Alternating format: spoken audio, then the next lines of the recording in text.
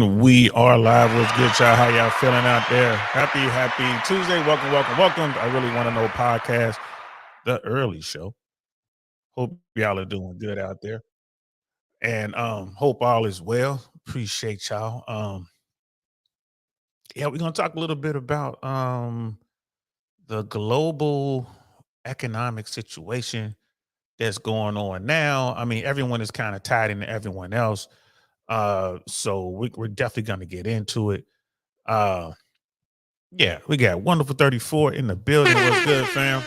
What's good? I thought for sure Brother Dino had a comment earlier when I first posted this thing, man. Dino, I think you had a comment. You said no recession was coming or something like that. Um, Mr. Michael Big Us, Brother Dino, in the building. There he is right there. How's that shoulder holding up, old man? Hey, it's still, hey, listen, bro. I'm about 90%. I was about 95% earlier this week. I'm at 90%. It went down, I'm trying to get to 100%, but I don't know, man. It's tough getting old, yeah. I'm here to tell you, man. Don't do it if you can avoid it. Stay young forever, young people. Don't get old.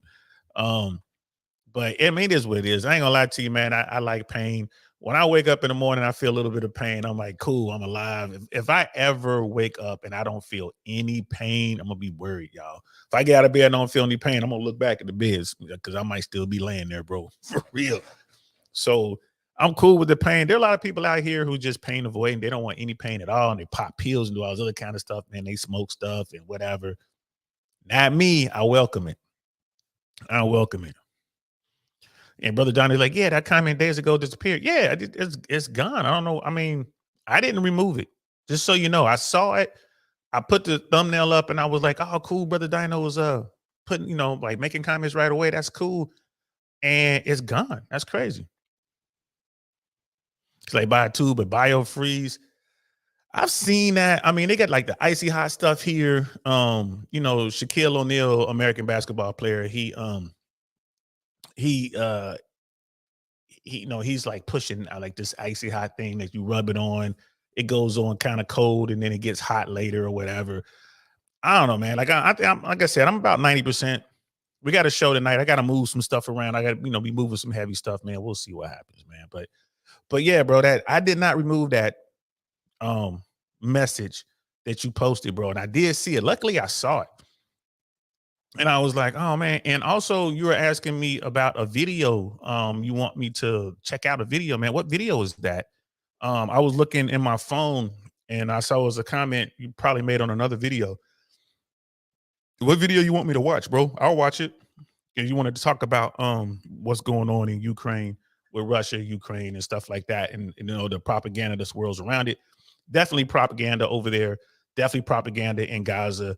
Definitely propaganda right here in the good old USA, man. When it comes to this financial stuff, man, it is what it is, and that's why we have the technology. We can all talk and kind of share notes and try to figure things out, bro. Especially you being on the other side of the Atlantic, you can let me know what's going on over the Europe area, man. What's going on in UK? It's like they go when the notifications go out, I think. Oh, okay. Okay.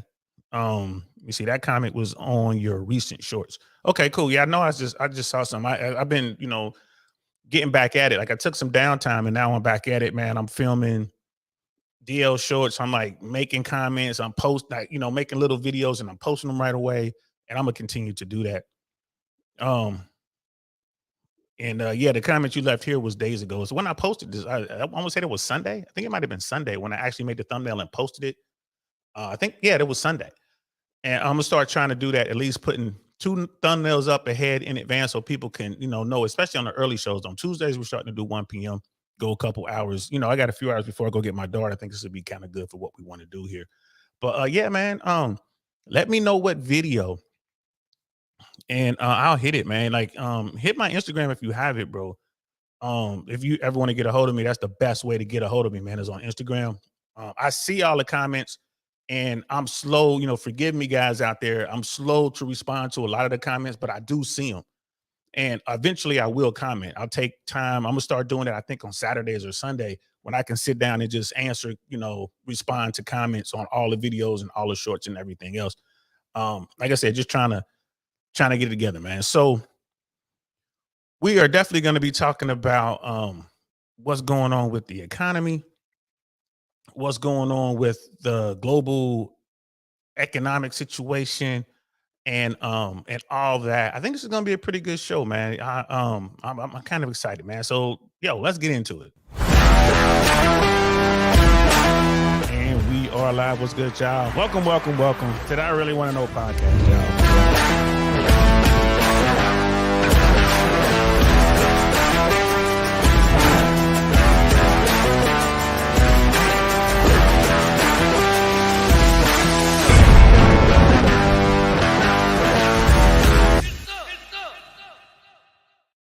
Get some indeed. Shout out to Sister Shushu for putting that together, and Brother Grios for making all that happen.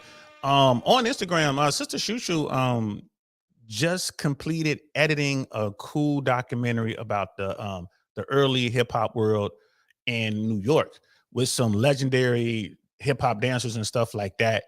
They premiered the movie already. She kind of posted some stuff, some highlights on her Instagram. Please go over there and check that out and support Sister Shushu. She's doing some good stuff. I doubt if she'll pop in on the stream because I know she's real busy, especially during the daytime.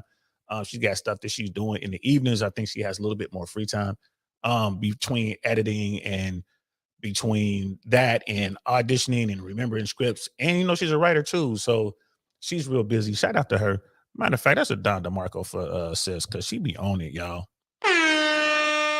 She be on it. Yeah, she put together the intro and outro, and she got that and that was also Brother Grios on that as well. Shout out to both of them. Okay, so today we're gonna be talking and reacting to Sister Danielle DiMartino Booth. She's an economist who I discovered on the PBD podcast on Value over there on Valuetainment. About a year or so ago, early on, she was part of like their home team, and whenever they had these discussions, she was right there to add to the discussions. And her and Tom were like really, I mean, that's really why I was tuning in. Like I'm a big fan of PBD, I am, but I was tuning in to watch Tom and Denise talk about economies and what was going on, and these numbers and that numbers and this data and that data. And then she moved on. I think they were doing this in Florida. I think at the time maybe she was living in Florida. Now she's living in Texas. But you can catch her on CNBC, Fox Business. You can catch her on her own. She has her own platform on YouTube. It's her name, Danielle DiMartino Booth. And I guess she does like a daily publication where she puts information out, and she does a whole lot of stuff. I haven't signed up for that yet, but I probably will. So she was on this podcast, and we're gonna react to two videos. The first video, she was in Canada at a conference talking to David Lynn, and it was a really good conversation. And he was, they were really talking about some good stuff. And then the second video, she was talking to a fellow YouTuber. I forget his name. He's in the real estate space. And we're just going to look at a couple of things that she said on that platform.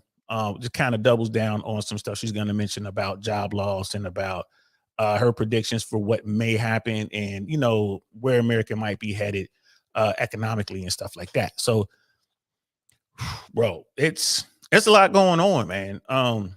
And it was Sister Danielle that got me looking into the numbers, like when they adjust numbers. Like, so when the White House comes out or when the government comes out with numbers, I didn't realize that the numbers were projections. They're like their best guess. And they'll make an announcement like, oh, the jobless rate, unemployment is at record lows, unemployment is at 3 point whatever. I'm just making up a number, 3.2%, whatever the number is, right? But then 3 months later, they'll come out with the real numbers, which may be higher. Let's say, oh, unemployment really is at 3.9%. But that won't make the news. That won't make the headlines, which is crazy. It's absolutely crazy. So people go off of these headlines, and then the market, because people's confidence go up and people go out and do things and have, whatever, based on these headline making statements, only to find out 90 days later that wasn't necessarily true. Like the estimates are off. And I guess they legally have to tell us when the numbers are off and when there's a change. That's part of the way it works, but no one pays attention to that. Not the mainstream media, and certainly not the politicians. But YouTube pays attention, right? People like Danielle DiMartino Booth, people like George Gammon, who's the rebel capitalist, people like David Lynn, they pay attention and they do their best to get the information out there, which I thought was fascinating to say the least. So let's get into this, man. Let's check out this this interview. And again, this is David Lynn _TV on Twitter. Please go check him out and support over there. Resource Investment Conference. Joining me today is Danielle DiMartino Booth, CEO of QI Research. Viewers of my show will have seen many appearances of her on the David Lynn Report. Welcome back. It's great to be here in Vancouver. Great to see you in person. Indeed. Looking lovely as always. Thank you very much. You know what's not lovely, according to your slide deck that we're going to talk about, is perhaps the economy. You know, consumer sentiment seems to be strong. According to some statistics, and we'll talk about what you found, I polled the audience at a panel I was at earlier. I said, how many people here are concerned about layoffs this year? Not a lot of hands went up. I said, how many people are still spending money on restaurants, vacations, retail, shopping? Quite a few hands went up. Consumer sentiment, according to the Michigan survey, is going up. What's happening? And it went up a lot. Yeah. And the beauty of the University of Michigan is it's been around for a really long time, since the 60s, and they have really granular data. So you can like peel the onion back and figure out where's the enthusiasm coming from. Why are consumers excited? Consumers are excited because they're like, the Fed's going to take interest rates down to zero, but boom, credit's going to get easier again. And that's why they're excited. It's like this. Whoa, so hold on, people are expected to go down to zero? Well, people are expecting dramatic rate cuts, right, because that's that. Look, if you're 20 years old or 30 years old or 40 years old, that's all you've ever known. You've only ever known an aggressive Fed. There's no like a 1/4 percentage point rate cut, maybe 3 of them for the, people are used to the Fed slashing and burning 1 percentage point at a time, 100 basis points, just taking it down to zero. That's what generations have been trained to expect. Okay. And she's right about that. Y'all know Uncle Saint is older. Like, I was a young kid coming up in the 70s and 80s, and I remember listening to grown-ups talk about interest rates, and interest rates were double digits. They stayed double digits. That was the Paul Volcker era, and then came Alan Greenspan, and it was just rate cut after rate cut after rate cut after rate cut. And that went on and on and on for decades until finally the interest rates hit basically zero. And y'all remember that. That's when, and it gets people to go out and spend money. It's cheap. They're just throwing money all over the place. And it led to all sorts of issues, be it the subprime mortgage loan issues we had back there in 2008. Even right now, there's a subprime auto problem in America right now, right this moment. People are driving cars they can't afford, and people can't get credit right now. Credit's unavailable, and she's going to talk about America's credit problem. So yeah, and now you got the Fed, Jerome Powell, who is doing his job. He's like, bro, he has to keep these interest rates as high as he possibly can in order to tame inflation. And if he doesn't get inflation under control and he drops the interest rates, and inflation is definitely going to go up. They haven't reached their goals, his stated goals. I think it's like 2% is what they're trying to get inflation down to. They're around 3% right now, and it's leveling off. So, and then right now, like she just said, people are expecting the Fed rates to get cut. Regular everyday people and people in the industry are sitting around waiting for these cuts. And these cuts are probably not coming. And if they're probably not coming anytime soon. You have a slide deck here. Google search can't pay credit card going up. Google search give car back going up. Give car back. I mean, and that's a quote. Yeah. People don't understand that when there was this exodus from urban centers, which in many ways is reversing right now, but when all these people left the cities and bought cars for the first time because they were outside of cities, they couldn't take the subway or whatever, or Ubers, that these car payments were like a thing. Right, yeah. Yeah, of that course. you can't just give your car back. Yeah. It's called a repossession. And it's as damaging to your credit report, 7 years, as losing a home would be. But there's the 20-year-olds and the 30-year-olds, the reason that they're adopting buy now, pay later so aggressively is because they don't know where to get the money to live. But why is this happening? Mortgage rates are falling. Interest rates are supposedly going to fall. Well, Why are people still concerned? Well, in the University of Michigan, the one thing that did not move, Yeah. with all due difference to your audience, Sure. Yeah. was expectations for a rising unemployment rate in the next year. It didn't budge. Interesting. So, and another survey that came out last week, similar type of questions that were asked. Yeah. So 45% of the people questioned were worried about losing their job this year. Sure. Compared to 37% a year ago. Yeah. So that's you're almost hitting that 50% threshold, and you're not going to find it here at a conference. I mean, people got on an airplane, they ate out dinner last night, they're still traveling. Yeah. But these are other, if there's one thing that I have noticed since the start of the year, it's the fanning out into other industries of layoffs. This is not contained to Wall Street and Silicon Valley.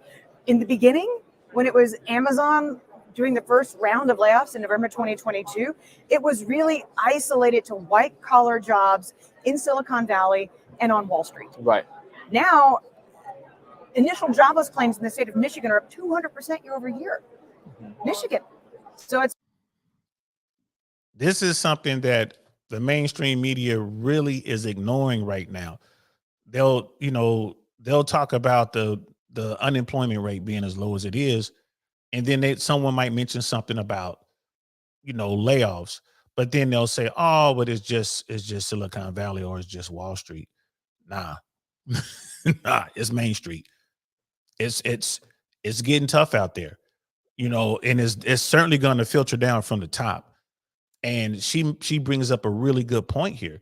She's like, nah, it's not just the white collar high earners that are getting laid off.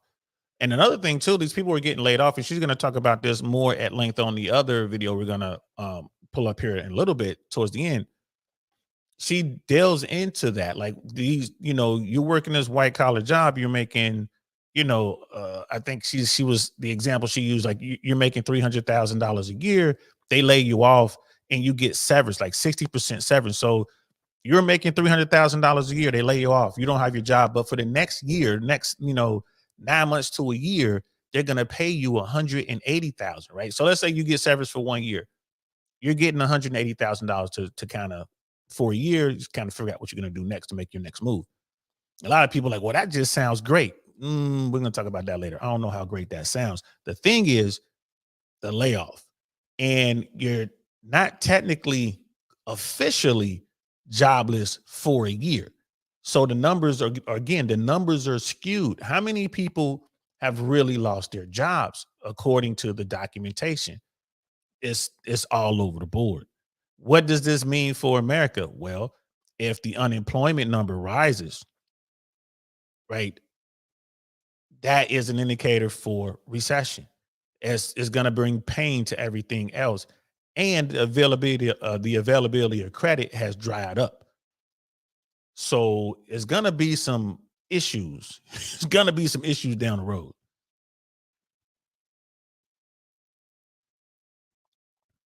it's like, okay, so we settled with the United Auto Workers, the strike's over, and that's what we're seeing. And we're seeing auto suppliers get affected, and we're seeing manufacturers announce layoffs, and you're seeing it, and it's a global phenomenon. BASF is the largest chemicals company in the world in Germany. Yeah. They just put through big layoffs. So the cyclical manufacturing industrial recessions, global, but the difference between 2022 and 2023 and where we are today is that I'm seeing hospitals, education, all kinds of industries get folded up into layoffs. Yeah, the tech layoffs are still happening, by the way. Google, Amazon just recently. Amazon just went through their third wave. Yeah. So there's a company that's really good. You should follow them on Twitter, Warn Tracker. And Warn Tracker, they actually follow companies warning that they're going to do layoffs. And the state of Washington, where Amazon is based, was it was the number one state for layoffs last year. Yeah. where they were the most aggressive. And it's just remarkable to see that the company that started layoffs in November 2022 by announcing that they were going to lay off 10,000 people in technology and in their headquarters, Amazon, that they're going through their third wave. I'm going to come back to this, but let's back up. Let's talk about Fed. She said they're going through their third wave of layoffs. And here we are in 2024, first quarter 2024, and they're still laying off. Other companies are getting aggressive. They're laying off in banking, right? How do we know this? Because banks are going under. These regional banks are going under, right? It started with Silicon Valley, you know what I mean? And then you had First Republic, and you got like First Citizens or whatever. They just New York bank thing.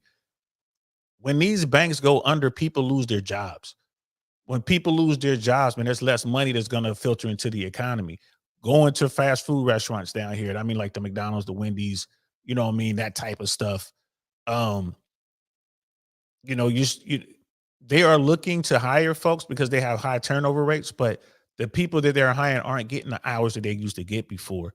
So you can see it's filtering down at the lowest level from the highest level. It's crazy. I got fam in the building. What's good? What's good?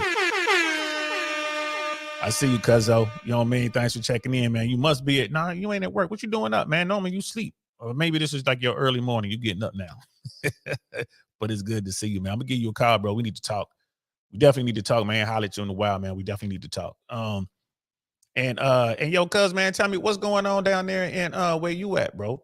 What's going on in that part of the world, man? Like, are people getting laid off? Like, is there people, you know, afraid of, you know, what's gonna happen in the future? You know, are people still buying stuff? Like, man, what's going on down there, man? Let me know, bro. Let me know. We got brother Penny in the building. What's good, fam? Please like the video, subscribe. You know what I mean? You can, you know, clip it and all that good stuff, man. Let's continue. Expectations, because you brought that up. Expectations, yeah. Yeah, the notion that the Fed is going to reduce rates, that's what consumers are expecting. What are the markets expecting? Yeah. But investors to a lesser extent. But you have to remember, there's always an order of things, right, David? It's always the Wall Street finds out first, and then Main Street finds out later. Sure. So what if Main Street's finding out a little bit too late? Because a week ago Friday, there were 7 rate cuts priced in for 2024. Right, that's right. And now there are 5. Yeah. So CME Fed Watch Tool, like I can't remember the number. It's like 49% last week. It's now at 40%. So big jump in just a couple of days. And this is for the March meeting. And I think that Powell wants to avoid cutting. I think if Powell can get all the way to May, then he will feel like he's secured one victory. But why are expectations for a March rate cut being reduced as we speak? Consumer, you just told me consumer confidence went up. And we know that, I mean, you know, I've got some other slides that show that, you know, we've had 12 solid months of negative revisions to private non-farm payrolls, like negative 48,000 on average per month in 2023. You got to go back to 2008 to see those numbers when Lehman declared bankruptcy. But yet, what do consumers hear? Does your average working man or woman on the street, do they know about these negative revisions? You've worked for the Dallas Fed. Tell us what negative revisions. That's what I was talking about earlier. It's just like when the government comes out with these numbers and they announce like we got all these jobs are created in the month of whatever, right? And then 2 or 3 months later, they'll come out with a negative revision. So if they, you know, I'm just making up numbers here. Let's say that the government comes out and says 500,000 jobs were added to the U.S. economy in, I don't know, April, right? And then in July, there's a negative revision that says, nah, it was really 125,000 jobs that were added. Our projections were off. Right. So everyone is feeling good. Wall Street is going crazy. Everyone's talking about, oh, the unemployment rate is low. Look at all these jobs that were created, only to find out 90 days later that wasn't necessarily true. And it's not that they were lying. It's simply an estimate.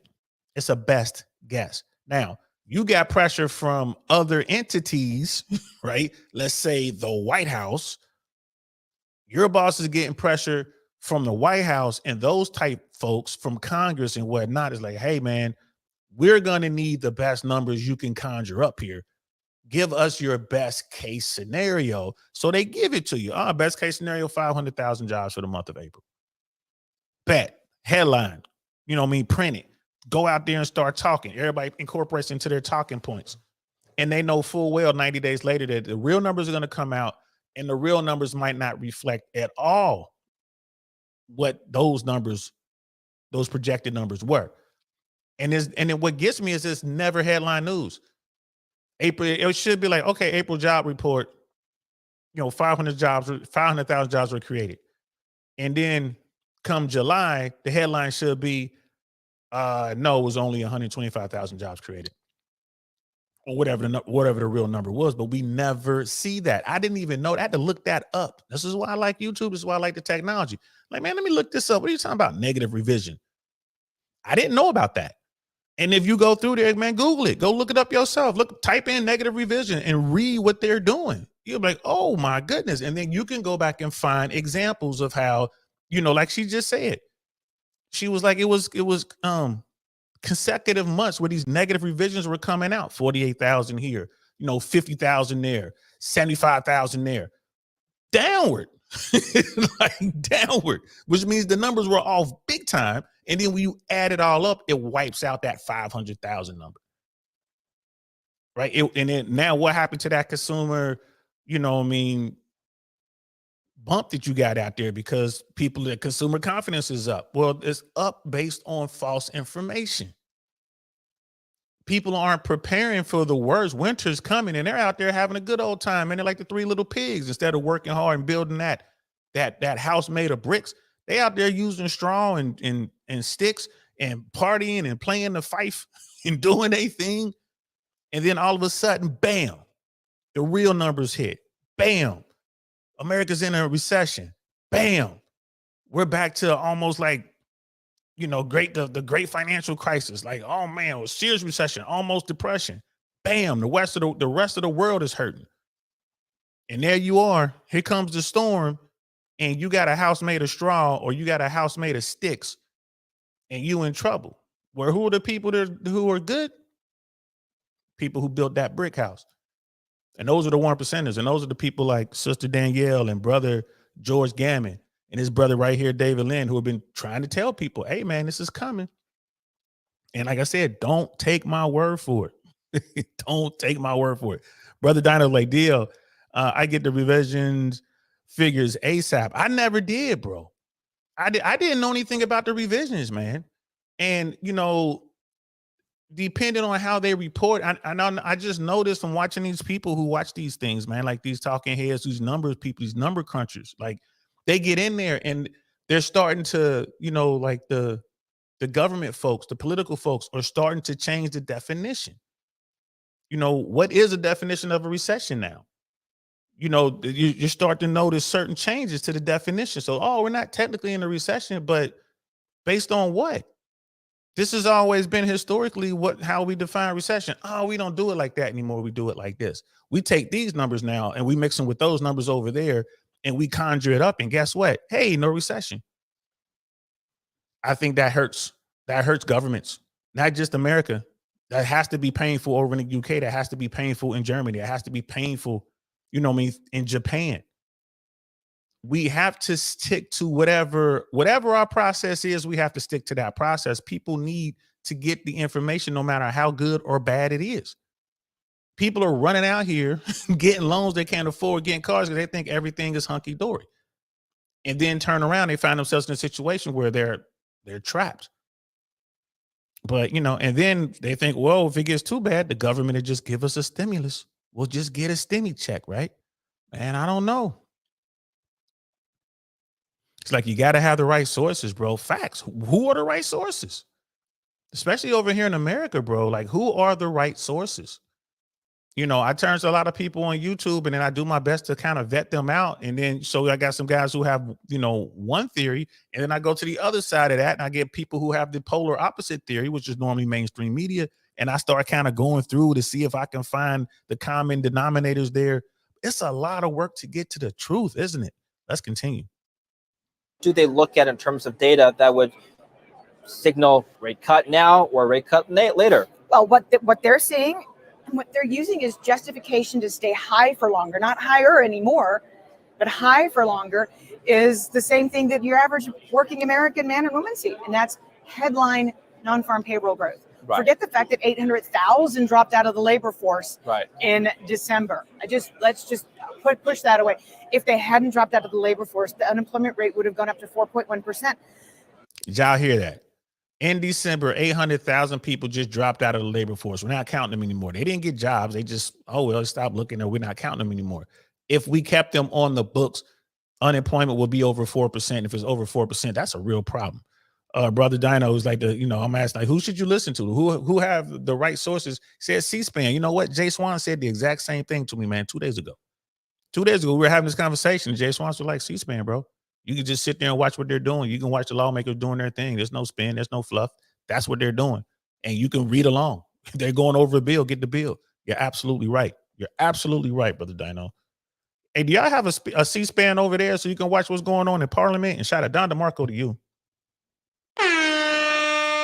I told you, man, I'm slowly getting myself up to speed on how y'all politics is working over there. I see your new prime minister is up for election, man, and he doesn't seem to be too popular. I don't know a whole lot, bro. I really don't. I'm just starting to peek over the wall and see what's going on, but I'm really fascinated by the way y'all parliament is, man, like the back and forth, the banter, to have to, the prime minister got to sit there and just, it's just like Aikido and, the opposite parties, and they're saying what they're saying. I'm actually trying to put together an event where we do something similar to that, where we'll have like some Republicans and Democrats, and we'll have someone speak, and then we'll have the people in the crowd I'm trying to find the right folks. If I can make it happen, man, it'll be a fun event where people can, make that rah, rah, rah, rah noise. I think that's just so crazy when they go up and say something like, and the other people are like, hey, it's just so funny.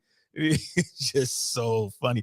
If the distinguished gentleman from Yorkshire was just da da da da da da da da, I mean, they just be going in, but they're so prim and proper about it, bro. I got to get more into that over there, man. I do. I'm just trying to find more time to do it. And I knew you were talking about American C-SPAN, but do you guys have a version of C-SPAN over in UK where you can actually watch Parliament over there doing their thing? I'm just curious. And Brother Dino was like, Clown Trump wouldn't even make mayor in the UK. Facts.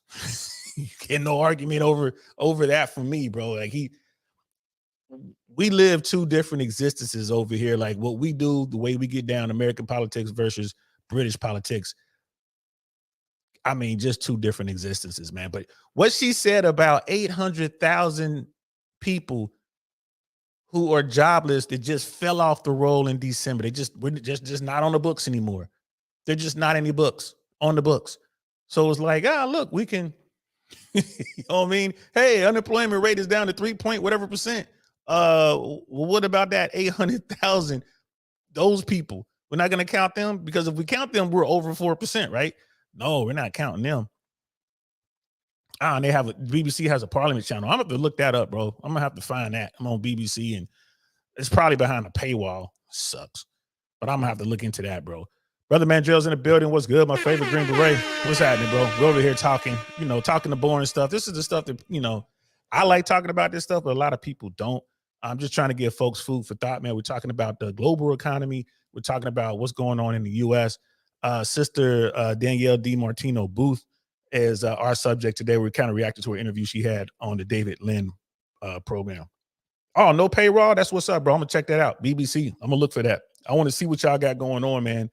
And try to see if I can keep up with a little bit of y'all politics, at least at the highest level. I definitely want to be able to do, like the lower, like, local political stuff. I want to start at the high end and work my way down.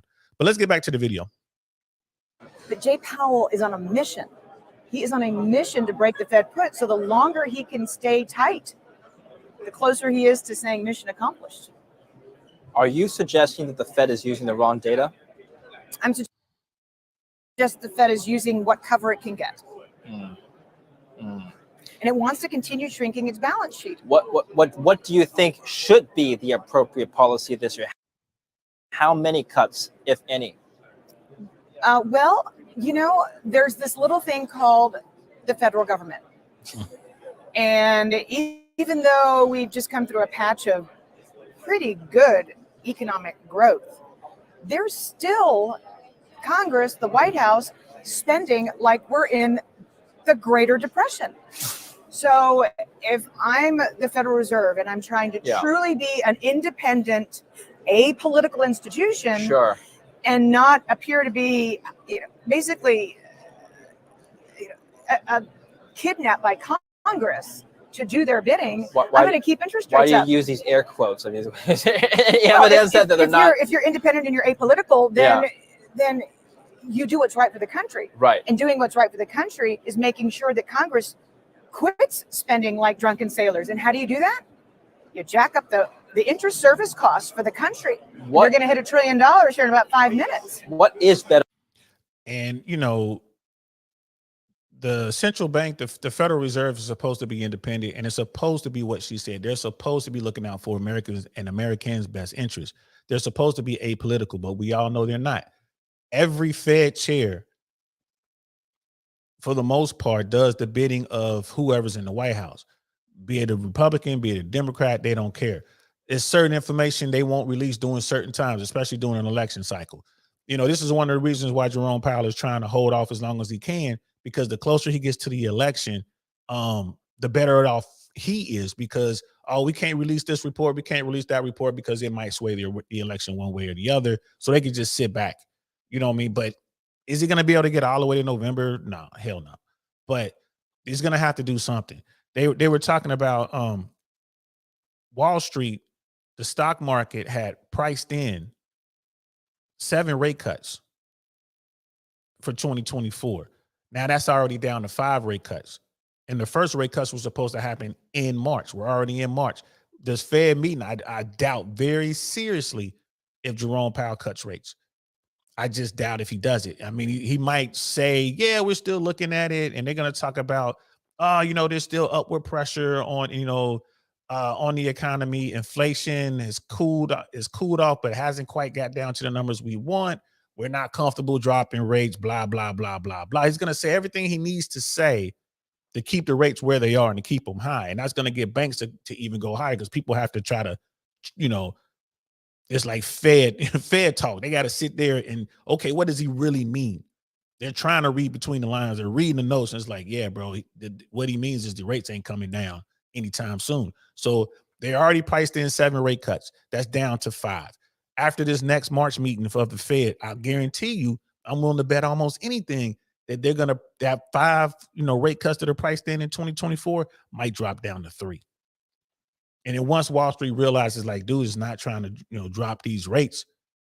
And if he does drop the rates, they're not going to be aggressive. You're not going to be like 1.5 or whatever. It's not going to be 100 basis points. They're going to be sitting there like, these companies are in real trouble. These banks are in real trouble. These corporations are walking away from, the commercial real estate stuff. And yes, it's going to be spillover to residential. This is what she's talking about. Brother Mandrell, he's like, I love talking about this subject. I also like to watch the British Parliament insult each other on the floor. Me too, bro. I'm going to have to start watching that. I've seen glimpses, but I'm going to have to start paying attention. I wish we did that over here. What we do is just kind of like so backwoods country. And Brother Dino's like, save your money, brother. The Sig Sauer is failing U.S. testing right now. Don't get Mandrell going on that Sig. He's a big Sig Sauer guy. Me, I'm a Glock dude. I'm a Glock right here. I got the 45 caliber today with me. I'm a big Glock dude. Which Glock is this? This is the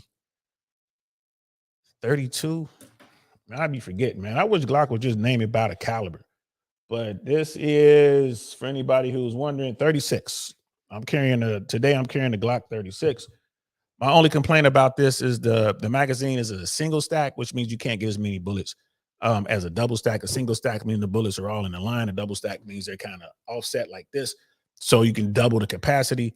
That's my only complaint about that, but that is a big slug, man. Like the 45 caliber round is a big bullet.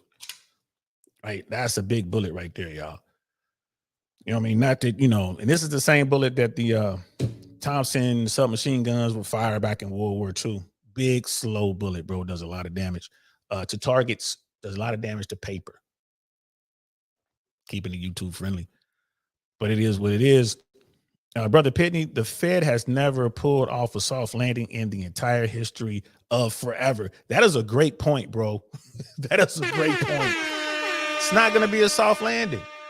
You know, the Trump administration, followed by the Biden administration, spent a boat ton of money. And it was all deficit spending. There was nothing done by Congress to try to pay this stuff back. Right? It's just more money, more like well, remember y'all old in Living Colors, the old in Living Color skit, man, with Damon Wayans and Keenan Ivory Wayans, man, the Homeboy Shopping Network. More money, more money, more money. You know, and that's what it's all. I think they did a movie about that, but that's what it's all about, bro. It's just they're just spending, like she said, like drunken sailors. It's the Fed's job to get that under control. If Congress doesn't want to secure the purse strings, the Fed simply says, "All right, fine, y'all won't spend money. We're gonna just make it way expensive to do so. We're just gonna keep raising the interest rates until y'all calm down." Is Jerome Powell? Does he have the guts to stay the course? We'll have to wait and see. Better for the average American. 5.5, 5.25% Fed funds rate was zero. I'm giving you two extreme examples here. Oh, definitely 5.25%. Really? Absolutely. Oh my God. The average person would disagree with you. I don't want to pay higher interest rates on my credit card. I don't want to pay a higher car loan. But explain your thought process here. Living beyond your means never ends well. Now, Okay. try and tell this to a 20-year-old, and I understand. They'll be like, TikTok disagrees with you. Sure.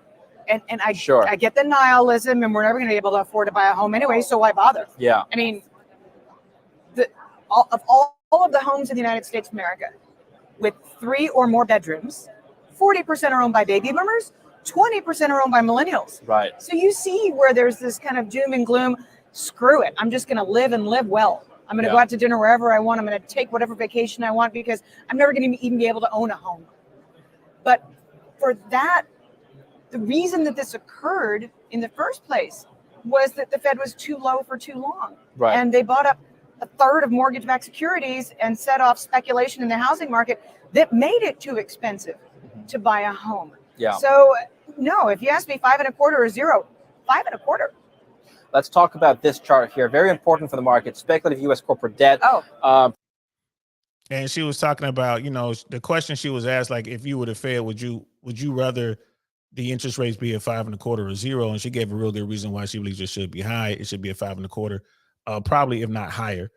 And it's all about like the debt and everything else. She gets it. Jerome Powell gets it. You know, Congress just doesn't get it. The White House just doesn't get it. They're just all about spending money, and they don't care. I mean, I don't know. I haven't looked at the debt clock in a while, man, but I ain't gonna lie to you. It's like I'm afraid to look at it, bro. Like America's debt is beyond out of control. It's beyond that.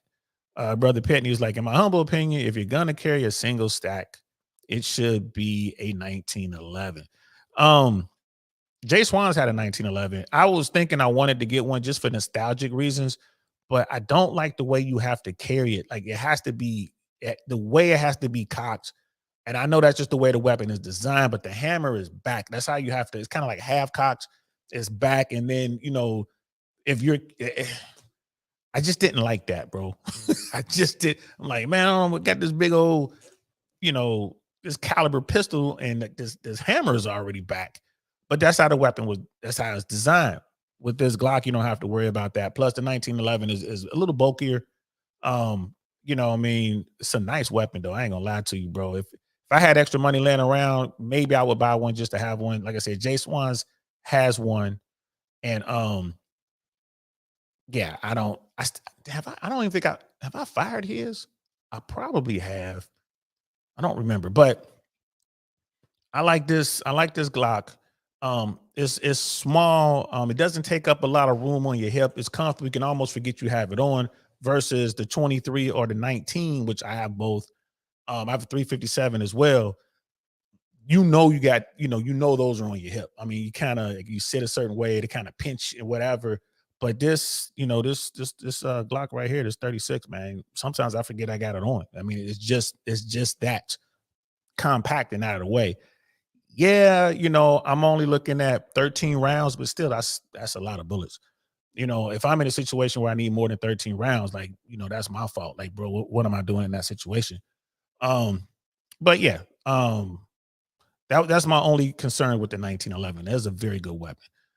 Brother Mandrell, he's like, I love SIG. They haven't failed me yet. They'll put it together. And that's for Brother Dino. JD, my cousin in the building. He's like, yeah, this is my morning. People are unconscious about the economy. A lot of unnecessary spending when I look around. Yeah, man, that's how most people are, man. They just out here blowing their bread. You know, I'm guilty of that. I ain't gonna lie to you, man. You go out here and think you good, and then something happens. You know, something happens like, oh, the car breaks, or someone gets hurt, or someone gets sick, or, you know, you have to deal with the court in some sort of court matter or something like that. Then what? You know, and then, you know, you run through your savings pretty quick. And before you know it, like you're out here like, well, I need to go make extra money, but you're paying taxes on that extra money. You know, I mean, what do you know, how much money are you possibly making? Like you got to readjust your life. I mean, it is what it is. It is what it is. Like you're like, okay, I still got my side hustle, but I gotta go out here and work like 15, to 30 hours a week somewhere. People aren't planning, man. They're reacting. They're simply reacting. You know, Brother JD is like, you need to be sitting on 6 months of living expenses in your account. It's unpredictable out here. That's a fact, man. And most Americans, the vast majority of Americans, cannot afford an unexpected expense of $500. Think about that. Someone gets a $500 bill, and if they don't have the money to cover that. So what do? They use their credit cards, and that's why Americans are sitting on so much, credit card unsecured debt right now. It's insane, and they're going to talk about this, and they're also doing the buy now.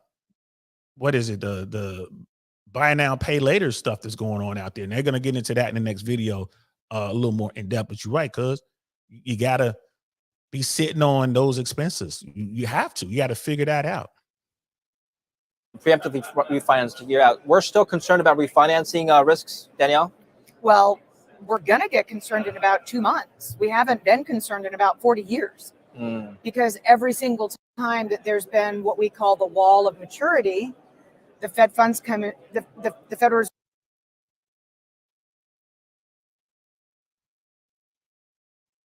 Reserve comes in and slashes and burns interest rates down to the zero bound and prevents a default rate cycle from ensuing. Let me explain to the audience, what is the wall of maturity? A wall of maturity is companies see coming that they have refinancing to do. But it helps if you can refinance at zero. Right. Today, your average company that's refinancing, they're seeing the cost of refinancing go up 40%. And because the Fed has not lowered interest rates, which it normally would have done in this cycle by now, at least since Greenspan was in office. Not Paul Volcker. Paul Volcker would have given the middle finger. But since Greenspan was in office, by now we would be back to zero. So companies have never had this kind of moment of truth where they had to refinance to a higher interest rate, to a higher coupon that they have to pay on their bond. But it's happening. And even though technically speaking, the maturities don't really begin to increase dramatically until 2025, the first quarter of 2025, for accounting purposes, the minute any company's liability debt has a 12-month or less maturity, it's reclassified as a current liability and your financials get hit. And this is happening. And this is the boring talk that people don't listen to, and I think that they really need to listen to. She's talking about the wall of maturity. What does she mean? Well, corporations and businesses, small business, they finance their operations through bank loans. And they probably do it like, 3-year, 3-year, maybe 5-year cycles. So they're financing big money, millions, if not hundreds of millions of dollars for operating costs, for building expenses, and you name it. Well, they've been financing these loans at 2%, 2.5%, maybe 3%, 3.25%. And every time they get to that wall of maturity, it's time to recycle, the interest rate might be a little bit lower. Oh, it's a little bit less. But this time, the interest rates are way higher. Think about that. Like, okay, you got this loan. You're paying on this loan, and your rate is, let's say 2%. It's time to mature. You're still paying on this loan. You got to redo the loan. You got to refinance it, basically hundreds of millions of dollars.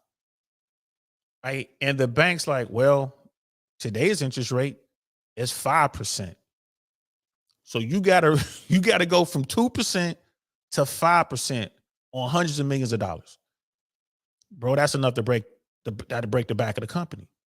And they're trying to figure out, well, what are we gonna do? And they're like, well, the interest rates, the Fed is gonna lower interest rates, but they're not. That is a huge problem. A massive problem. Because with the $50 super sticker. Thank you, guys. And this is like when I call, like I keep saying Cuzzo, it's not a gang thing. This is my cousin. This is so y'all know we grew up together. Man. I appreciate that, Cuzzo, man. I really do. Thank you so much. Thank you. That's all I gotta say, man. Like I said, I'm gonna holler at you later. Definitely I'm gonna reach out to you today when I'm on my way to get your cousin, your little cousin. Brother Dino. The U.S. economy added 353,000 jobs in January, almost twice as many as the forecast, and stunning figures that led investors to slash expectations for interest rates cuts in March. This is what they were talking about at the top of the show, bro. January, they added 353,000 jobs. Okay, cool. December, a month before that, 800,000 people fell off the list of unemployed. 800,000. And then that number, that 353 number, is going to be revised this month. Right? It's going to get revised this month. So when those numbers come out, we'll see. I haven't seen those numbers. I don't know if those numbers have come out. I don't know when they do the revisions, but this is what Sister Danielle was talking about. They're having month after month of downward revisions on those numbers. The true numbers might be 200,000. The true numbers might be 150,000 jobs were added. The real number might be 450,000. They don't know, but the trend has been downward revisions. And then we don't even hear about that, which is crazy. Brother Dino continues, you still have 9 million job vacancies in the U.S. Get the new immigrants to work. They're here illegally. they can't do those jobs. You know what I mean? And like the 9 million job vacancies, bro, all of the companies, because the interest rates are high and because they're coming up on those walls of maturity, they have to slash costs. All these big companies doing, like the big money cycles when everybody was getting PPP money and everybody was getting, like money was cheap and, companies were just hiring people they really didn't need. So guess what they're doing now? They're laying those folks off. They're laying them all off, man. And everything is lagging. These, like, the indicators are lagging. The banks are like, okay, the Fed is not going to reduce rates. We got to do something. What are they going to do? They're going to start laying off all these people they hired that they really didn't need in the first place, which ties into that 9 million job vacancy thing. Is it really 9 million? Don't know. Like JD, I'm usually sleeping when you're live. Like I'm team replay. That's what's up. Yeah, because normally on Tuesdays, I'm gonna start doing them at 1 o'clock. Cause every Tuesday, I'm gonna go on at 1 o'clock. And because Tuesday nights we got the live comedy show down here, man. I'm hosting the show every Tuesday. So I have to be setting up at the show at 7 o'clock. I have to be there at 7 to kind of set up and stuff, which means I can't be broadcasting at 6 to 8. If I need to be there, our doors open at 8 and then the show starts at 9:30. So hey man, we're gonna be able to, I'm gonna be able to catch you, bro. We're gonna be able to do these shows on Tuesdays early. So that's what's up. So you don't have to watch as many team replays, man. I appreciate you, cuzzo. Let's continue. Happening when? It's happening in March. So what can we expect? Lower earnings per share across the board? You're going to expect companies to continue doing what they've been doing so aggressively in the current fourth quarter earnings season. And that's that you get an earnings report accompanied by another line item that says, and we're going to do big layoffs to cut costs. Because if you have to spend more on interest, why not just jack up prices on their items, goods and services? That's another line item in the current earnings season release. They're saying we're trying and failing. We're no longer able to push through price increases. We're getting major pushback from consumers. So much goods have been bought forward and people's paychecks are shrinking. This crazy wage inflation that was the thing in 2021 and 22 is gone.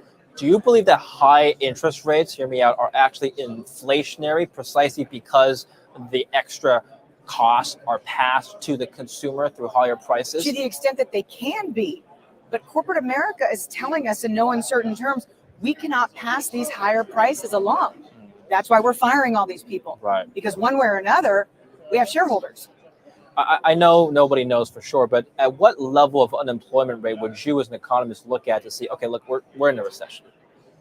You know, I think given how long and how low the unemployment rate has been, low in this cycle of 3.4%. Yeah. Which was, what, 1969. I mean, a long time ago that we had a 3.4% unemployment rate. I think once we cross that Rubicon to 4%, we're in the soup.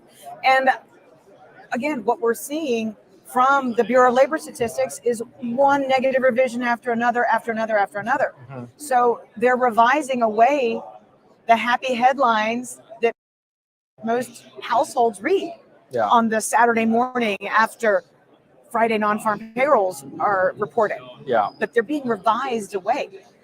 We actually saw the quote-unquote birth-death model, which had added 1.3 million jobs in 2023 alone. 40-some-odd% of job creation was imputed using a model based on companies based on the economy giving birth to all of these economies in the middle of the worst bankruptcy cycle since 2010. Yeah. So that's going to be revised away too. And in fact, in December, we finally saw the first negative print on the birth-death model, first month of negative prints. So the tide is definitely turning. And the odds are, because we had 50 states with rising unemployment rates in October, the odds are that we're going to look back one day when the National Bureau of Economic Research finally delivers their verdict, and they're going to say the recession started in October of 2023. Yeah.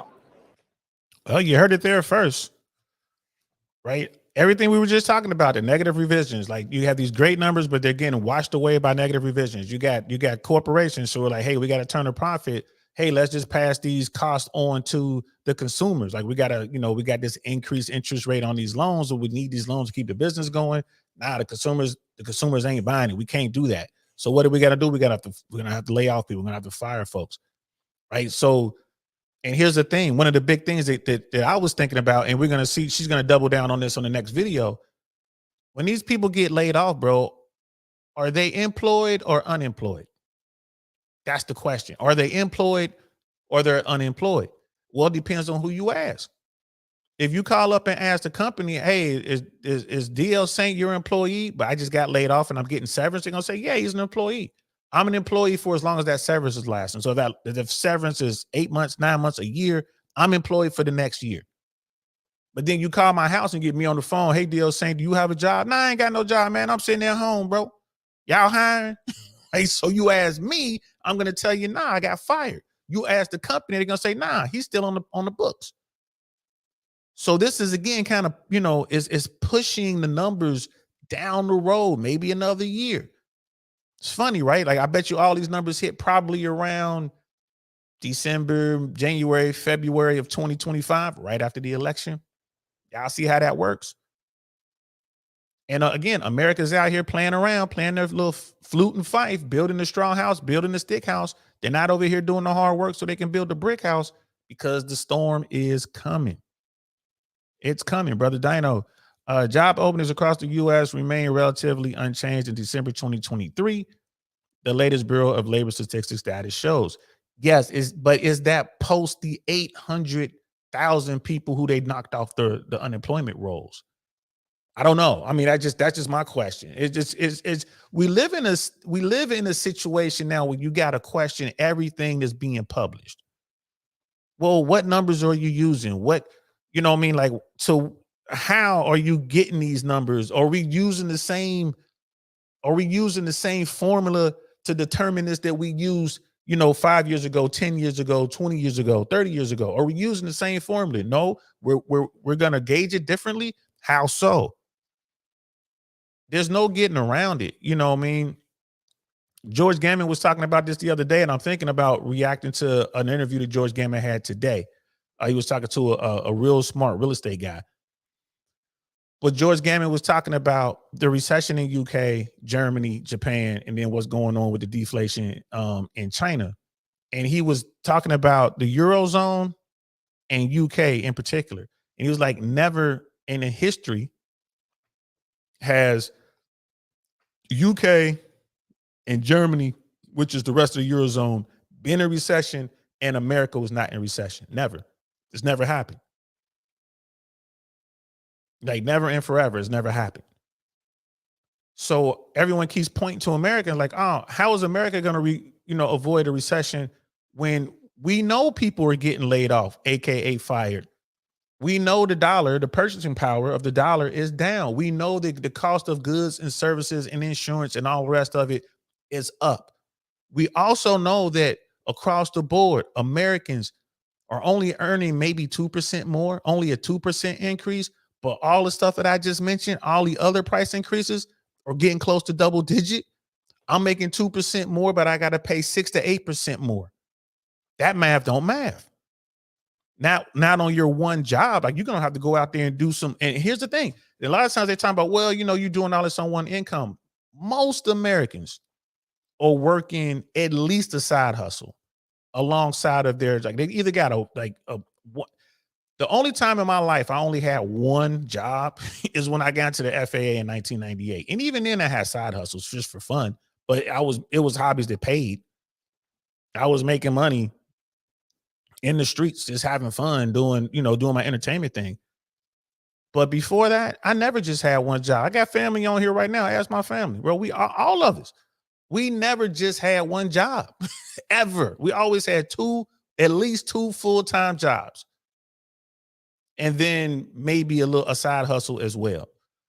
So that's America. That's where we are right now. America, like I said, the dollar, the purchasing power is way down right now. And it's getting worse. We just got started with 2024. We're still in Q1. You know what I mean? Brother Dino was like, never heard of 800,000 China misinformation from David Lynn, brother. It could be, bro. But that information came from Danielle DiMartino Booth, and she has the receipts. I'm gonna have to go back and check it out and find that. But and like when they gauge unemployment, if you're on unemployment for X amount of time, I forget how many years, whether you find a job or not, they just kick you off the unemployment rolls. They just don't count you anymore. And that's an example right there. 800,000 people who just fell off of the rolls.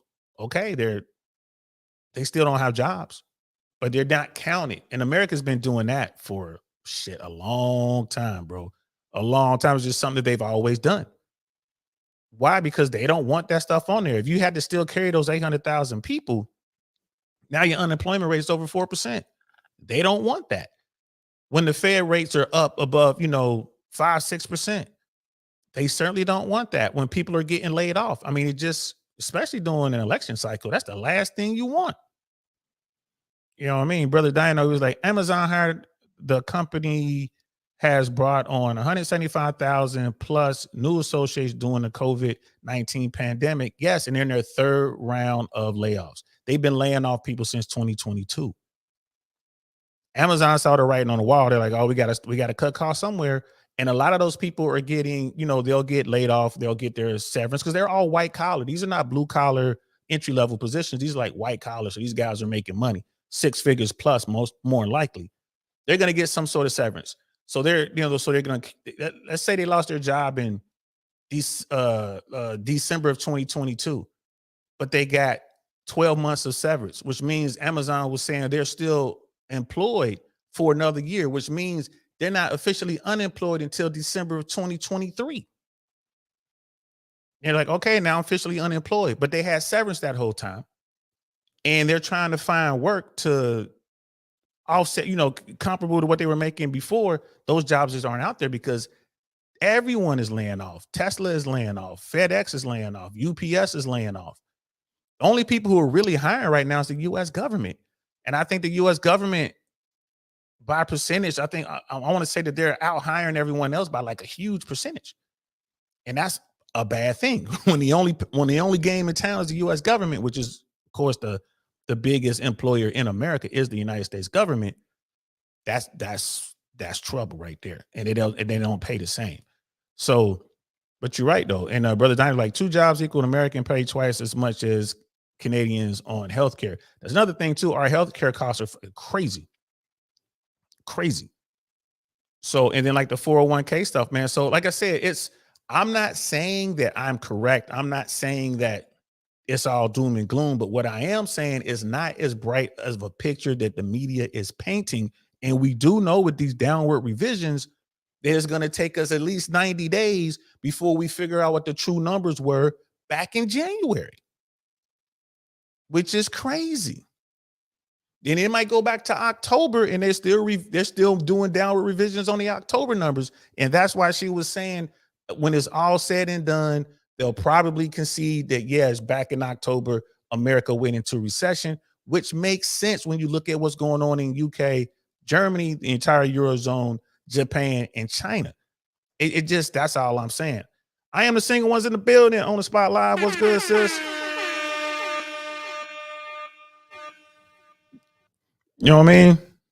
He's like, facts. What's one job? That's my cuz right there.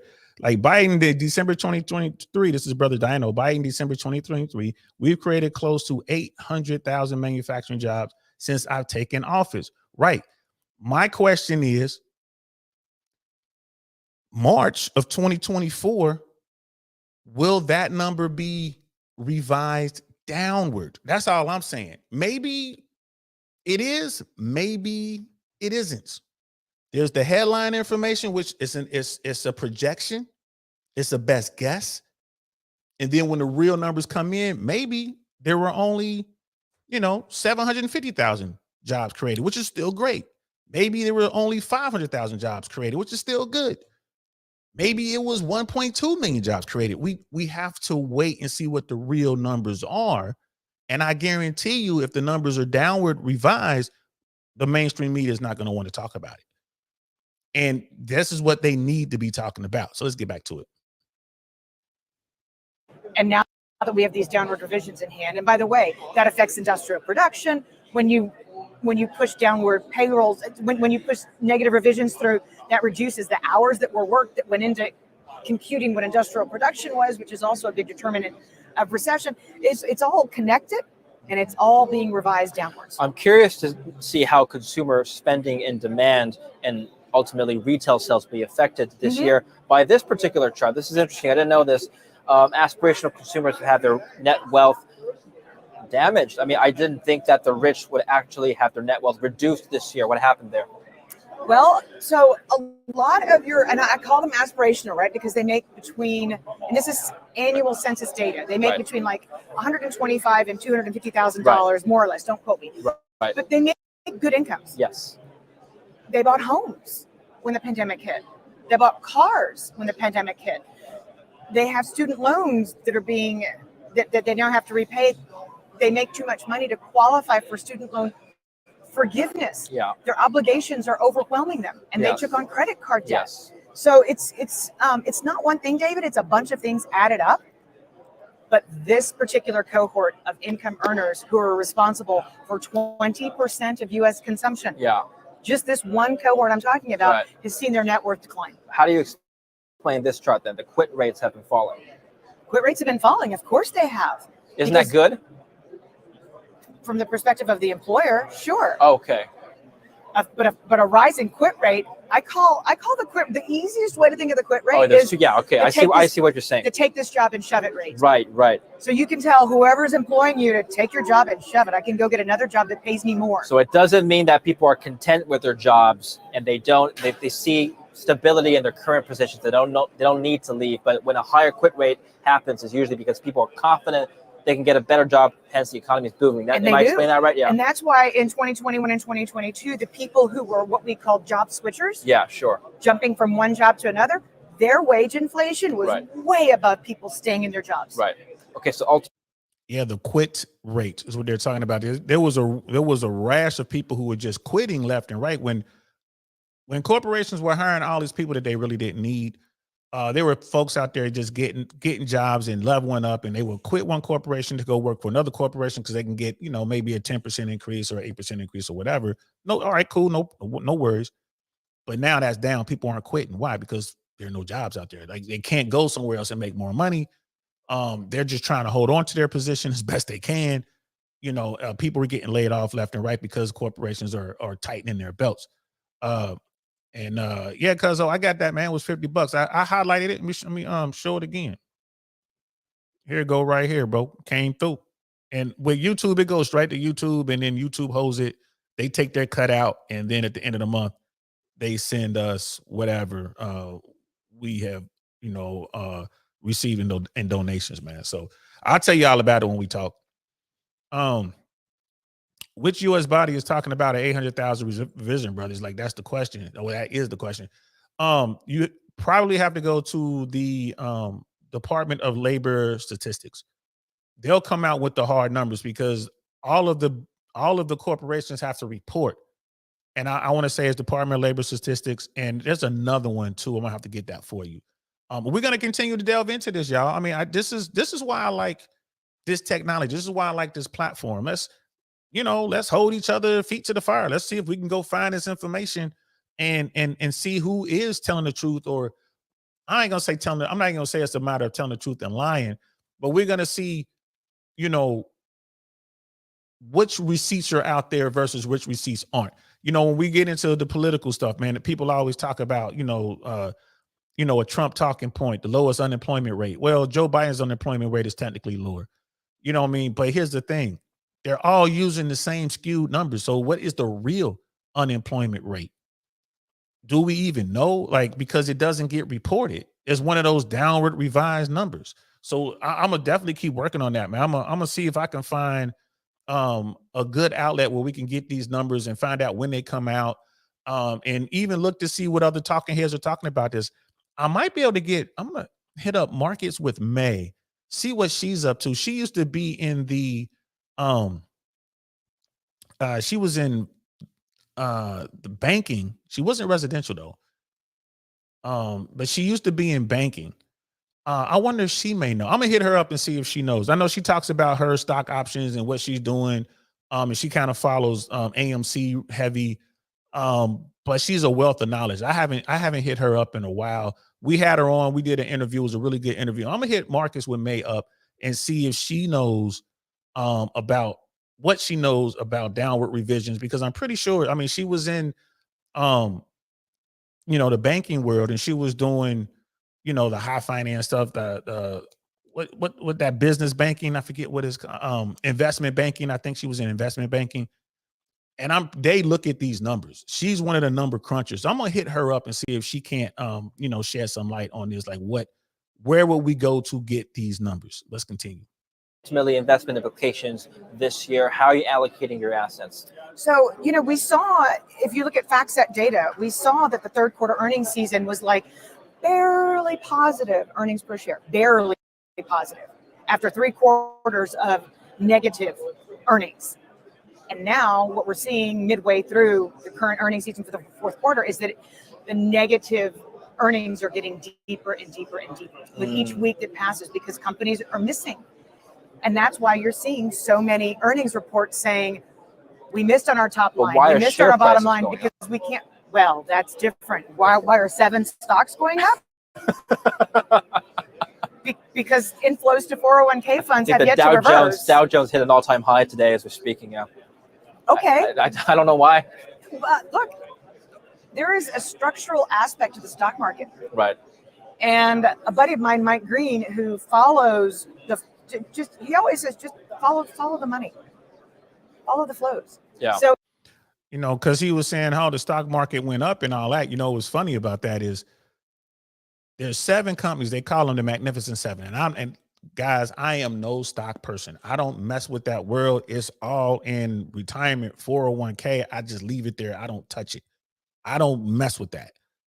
But when you listen to the talking heads of there's 7 companies that have been pushing the stock market up, right? They call it the Magnificent Seven, which was down to Magnificent Six because Tesla was one of those companies, and Tesla has been losing money. And then, well, what's really pushing the stock market now? NVIDIA. That's the whole AI thing. Something went on with that corporation. People like their evaluation. People like the AI stuff, and it just shot up. That's what pushed everything up. But think about that. 7 corporations out there is what's been driving the stock market up. And then I got down to the Magnificent 6. I think it's down to 5 now. I think it's down to 5. And NVIDIA being the one that's really driving everything upwards right now.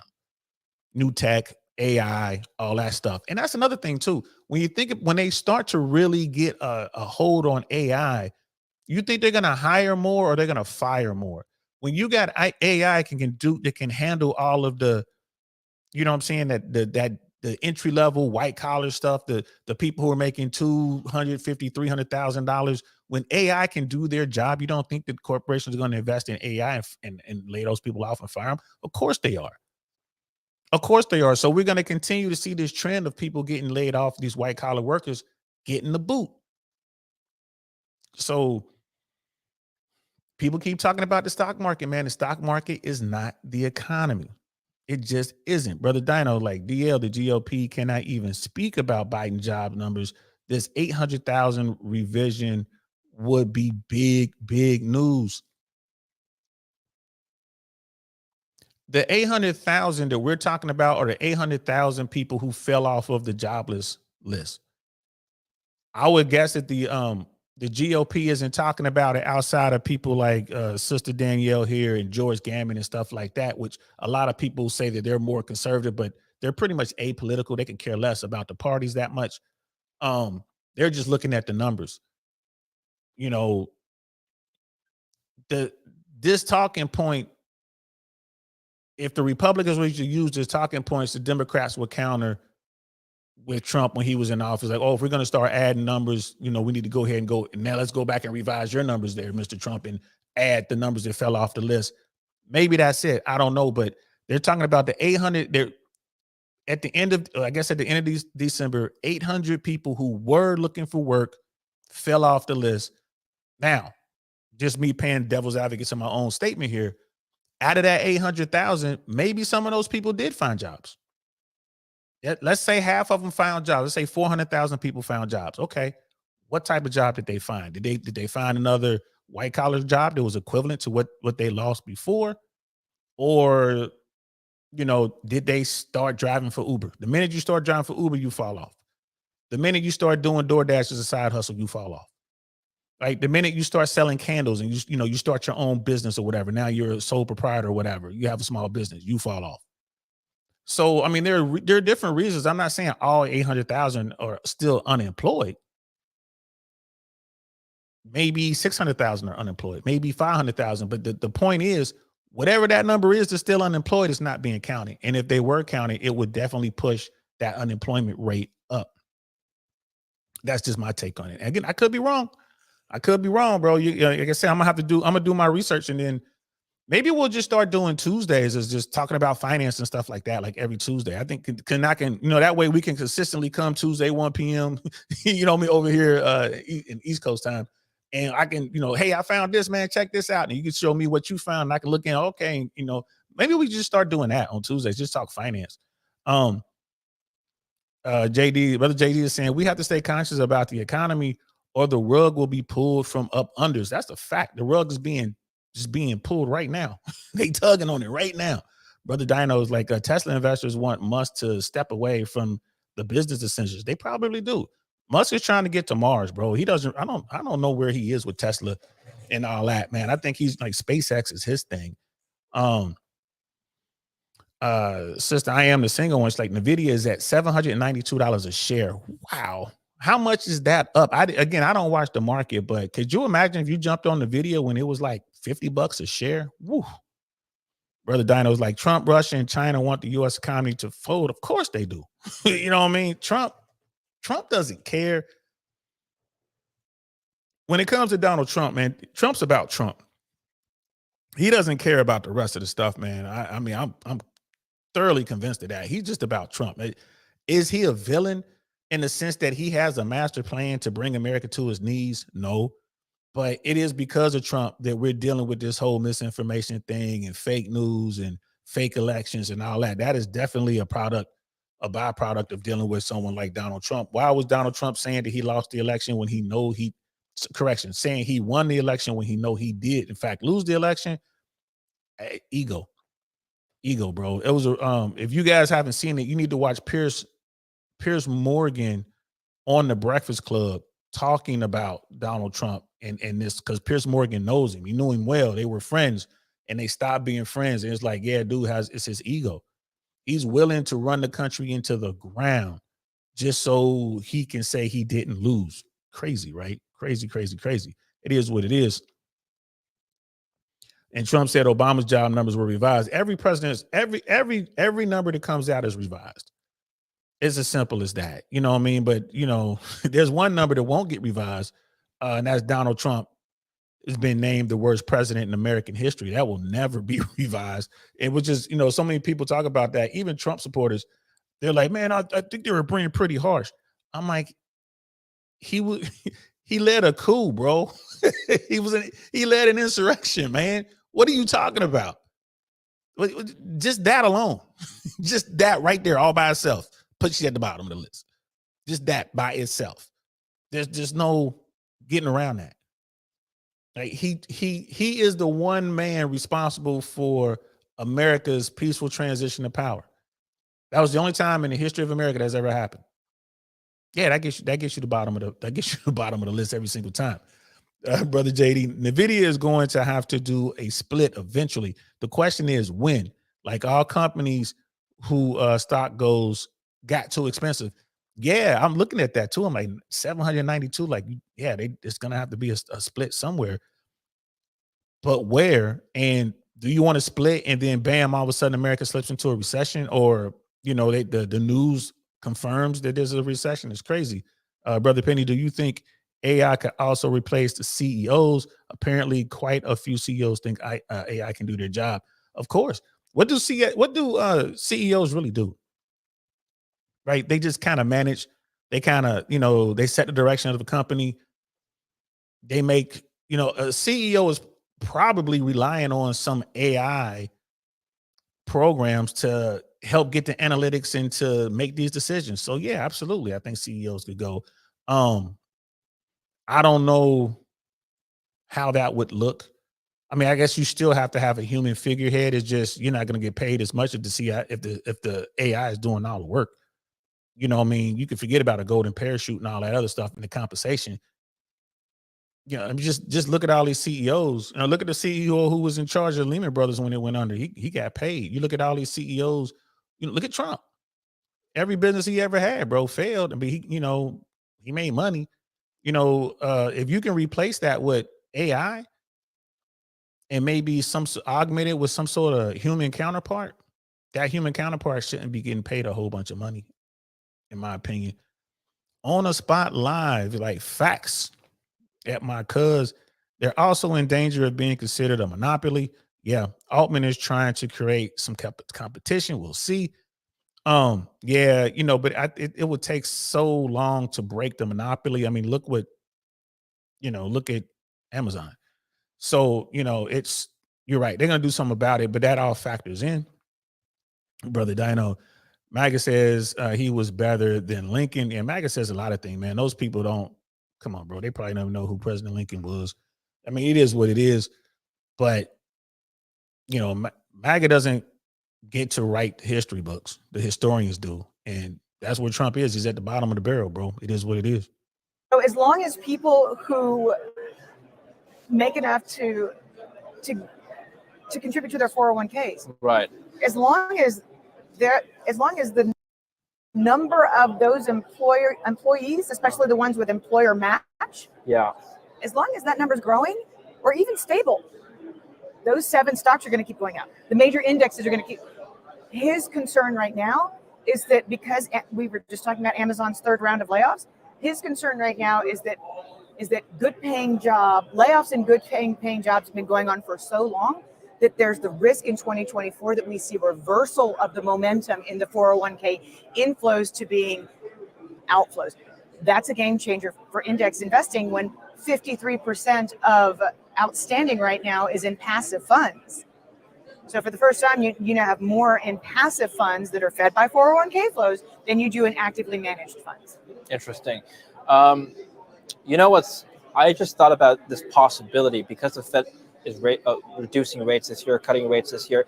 Possibly, could we get a divergence between the real economy and stock markets, like we saw post-pandemic, where the real economy isn't doing great, but stock markets continue to reach the all-time highs? Is that the base case scenario for you or not? That was 2023. Okay, yeah. That was 2023 because the only thing that looks good about 2023 is consumers borrowing to spend and the headline unemployment numbers still looking good on the surface. Yeah. Under the surface, they look awful. By the way, credit card delinquency rates is another slide you have here, but according to the St. Louis Fed, it's now at 2.98%, which is higher than the pandemic. It is the highest level since 2012. With an unemployment rate of 3.7%. Yeah, what is going on here? Because you would think that, again, yeah, everyone has jobs. Why can't they pay back the credit card debt? And they're taking up buy now, pay later, which doesn't factor into the picture that you see of consumer debt. Yeah. It doesn't even get added. So in the month of December, when we had below out retail sales, Right. credit card debt went up $55.8 billion in a month. Right. We've never seen anything like that. Buy now, pay later, $19 billion. Okay, so I'm guessing you're... Are y'all listening to these numbers? Like, this is... the unemployment rate is at historic lows, but credit card debt is at historic highs. Y'all see what I mean? Like the information is just all over the place. What's true and what's not. You have the headline information, which sounds good for your press release. And then you have the real numbers. Like, bro, if Americans can't pay back their credit cards debt, they can't pay back their auto loans, right? They can't buy food, you know what I mean, without doing buy now, pay later. And they're employed at the highest numbers ever. What happens when people start losing jobs? What happens when people start cutting back on hours on your side hustle? Like, you need this bread. Like, you need the money. So this is crazy. This is absolutely insane. You know what I mean? Brother JD's like, how will the government make up for lost job taxes is something else to think about. It's going to be bonds and T-bills. They're going to sell U.S. Treasury bonds. That's how they're going to try to make up for it. The problem is the rest of the world's in recession. So who's going to invest in that when the dollar is so weak? Maybe a lot of people will, like, oh, this is a good buy, you know, and everyone knows because everyone's tied to the dollar. It's like, well, let me go ahead and buy this, and then I'm going to make some money, you know what I mean, 2 years, 3 years, 5 years, 10 years down the road. But that's how they're going to try to do it, bro. They're going to try to do it through the sales of T-bills and bonds. And you're right, sis. It's absolutely crazy. Those numbers should be scary. Like the Trump corporate tax cuts, which cost $3 trillion in 2020, they end in 2025. So wait for the GOP fight to continue. Then, and that's Brother Dino. The thing is, the GOP and the Republicans, they just can't seem to get themselves together, bro. This whole thing on a woman's right to choose and like this supposedly this attack on women's rights as is being framed by the Democrats, is really going to hurt the Republicans in this upcoming election. Like what's going on in Alabama, what's going on in the red states with reproduction rights and stuff like that. This is going to hurt the Republicans. Trump is definitely not going to be able to keep himself from being convicted with all these indictments out here. People look at, you look at Georgia and Fannie Willis, she really screwed that up. She should have fell on her sword, but she was too proud, and that's what she gets. Now they got her. Now she's looking at criminal charges, right? She should have fell on her sword, move out the way, let somebody else continue with that case. This long, postponement of getting back to this case, which is really an open shut case in Georgia, right? Look at what's going on in New York. Trump is being charged something like $85,000 a day in penalties because he's not paying that judgment. Was it $345 million judgment that's over him, which is over $400 million now, I think, or maybe even higher than that. I mean, it just goes up every day, right? He's got to deal with that. The January 6th stuff in DC, Fed case, he's got to deal with that. And the biggest thing of all, I think the one thing that's going to get him is what's going on in Miami with the secret documents case. Here's the thing. There are a lot of Republicans out there, and it might be, I don't know, 15, maybe 20% of Republicans who've been polled. They're not Trumpers, they're just Republicans. They've already said it. If he is found guilty, if he is convicted of any of these indictments in any of these courts, state or federal, they're not going to support him, they're not going to vote for him. He can't win. He can't win if he loses. He can't afford to lose. The Trumpers can't afford to lose a single vote. I don't care how many people tell me that black folks are going over and record numbers to support Trump. It's not enough of them. He can't afford to lose any Republicans. And there are Republicans, there's still never Trumpers out there who aren't that vocal. So I'm not really worried about Trump that much. I mean, Biden is a very, very sad, very, very weak candidate, in my opinion. I mean, it is what it is. Me and Jay Swans, we go around and around on this all the time. You know, you look at what Biden is doing. You know, I don't like the spending. I don't like it. But hey, it is what it is. I'm cool with Ukraine, supporting Ukraine. I'm cool with supporting Israel and Hamas with what they're doing against their fight against Hamas. Although, you know, that's a whole nother topic for a whole nother day. But yeah, I'm not that worried about Trump. I mean, if the election were yesterday or if the election were last week, maybe Trump would have, you know, edged it out. But the closer and closer we get to November, the more stuff that happens. You know, they've made it to where people can't even use science to help themselves have babies. You know what I mean? So that what is it, the intravenous or whatever, the IV, whatever it is, I forget the acronym, but they're making that illegal, like in Alabama and stuff like that. And the Americans don't like that. Republicans don't like that. And this is going to hurt the Republicans going into November. There's no way they can switch this. So I think it's going to turn off a lot of Republicans. They're not going to go vote for Joe Biden. Some of them may vote for RFK or something like that. But Trump is going to lose too many Republicans to be able to get the support he needs to get into the White House. I'm not worried about Trump. I'm just not. But let's get back to the video. Expensive this year with your allocation. Between Discover Financial, Ally, Synchrony, all the regional banks, the charge-off rates, the money that they're losing on credit card losses are so big that lending standards are going to tighten. So people's ability to access more credit is going to be impaired. Don't get me wrong, Americans will keep on, they're heroin addicts. They will keep on spending as long as you give them credit. As long as they have more credit, they will keep on spending. Should we short banks, Danielle? Banks have been beaten up. So as long as banks are really aggressively writing off these bad debts, they're going to put themselves in a better position. But there are a lot of lenders there are a lot of lenders at risk, especially the ones who are providing financing to these buy now, pay later firms, where you can put groceries on an installment plan. I mean, groceries. Buy now, pay later was originally conceived as something that was always backed by, I'm going to buy a piece of furniture. So if I renege on my obligation, then the lender could go get the piece of furniture. You can't do that with groceries. So, but that's how far gone we are with Americans and taking on debt. And what about we're at a resource investment conference? We have to talk about the precious metals. How does gold usually perform during a rate cut cycle? Gold will outperform when rate cuts are for the purpose of combating recession. Interesting. And that's why there's a certain irony that investors and households are they're cheering for the Fed to lower interest rates to the zero bound, but it's not good news if they do that.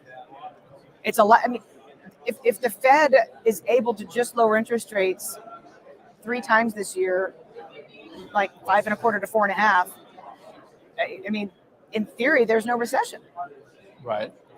But all those companies that need interest rates to go back to the zero bound so that they can refinance their debts, they're in the soup. Which 75 basis points, 3/4 of a percentage point in 2024 doesn't help them. which asset or assets do you think will perform the best this year? So I think your treasuries are going to perform. Okay.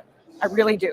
And there's a reason that we have not seen the yield curve uninvert yet. It's because the Fed is accomplishing its mission to stay high for longer. And in the month of January alone, there's going to be $75 billion that rolls off the Fed's balance sheet.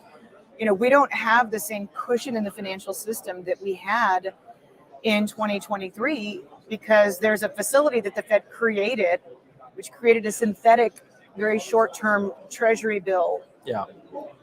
That has been largely depleted from $2.5 trillion to heading towards $0.5 trillion, and they say that by May it's going to be completely emptied out.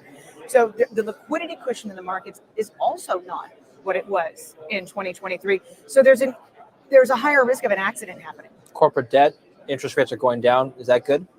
If they go down enough, but they need to go down to zero. Right. They don't need to go down by 3/4 of a percentage point. That's still going to represent a doubling of a company's coupon when they go to sell the bond to replace the one that's maturing. Right. It doesn't help them if your interest costs are still doubling. Tell us about QI research, some of the other research you've been doing besides the presentation you're making here at RIC.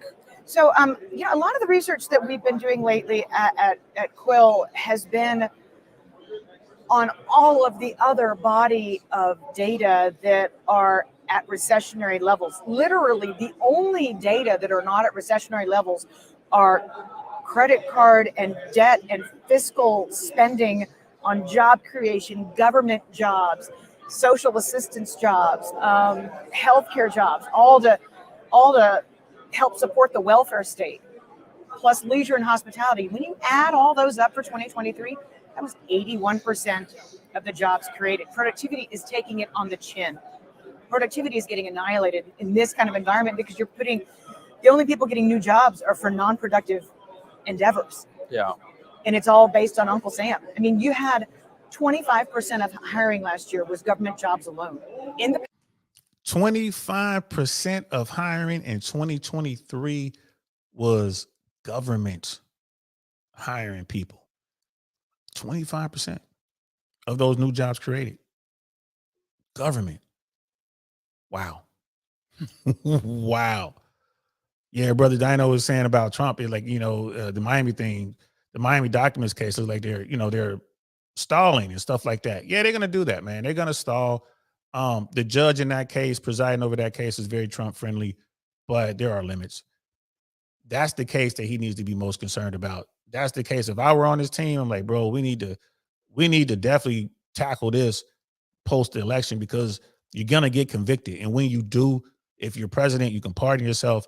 If you're not president or whatever, he's going to have other fish to fry or whatever, other issues. But yeah, man, they're going to definitely avoid that the best they can. Brother Dino's like, Dio, I bet David Lynn has never spoken about China's current economic problems. Maybe on this platform, maybe, I don't know. I have to go and watch some of his content. I don't know anything about David Lynn. I don't know if he's like Chinese national. I don't know if he's Canadian citizen. I don't know if he's an American citizen. I don't know anything about the dude other than he has Sister Danielle on here, and it was a great conversation. But we have to look into it. Brother Vikings in the building. What's good, fam? I appreciate you on the Overwatch, man, checking in. That's what's up. You know what I mean? Yeah, even Mandrell was like, wow, 25% is unreal. The only game in town is government right now, man. Speaking of that, if you want to be an air traffic controller, hey, keep your eyes up. They're looking to hire air traffic controllers. The FAA, Federal Aviation Administration, is aggressively hiring air traffic controllers. They just put a job posting out, which are called bids, but this bid is for experienced air traffic controllers only. It looks like they're looking for people who resigned before retirement, or they're looking for people who were in the military and never worked for the FAA, but maybe they work for some contract places overseas or something like that, or maybe here in the country, in America, and they're offering, I've never seen a bid like this before. They're looking for experienced air traffic controllers. I'm definitely going to be talking about air traffic control. Maybe next Tuesday, we'll talk about air traffic control on our early show. because it's crazy out there, y'all. Still the safest way to travel, but yeah, I'm limiting my travel, my flights. We just had an incident down here, Naples, Florida.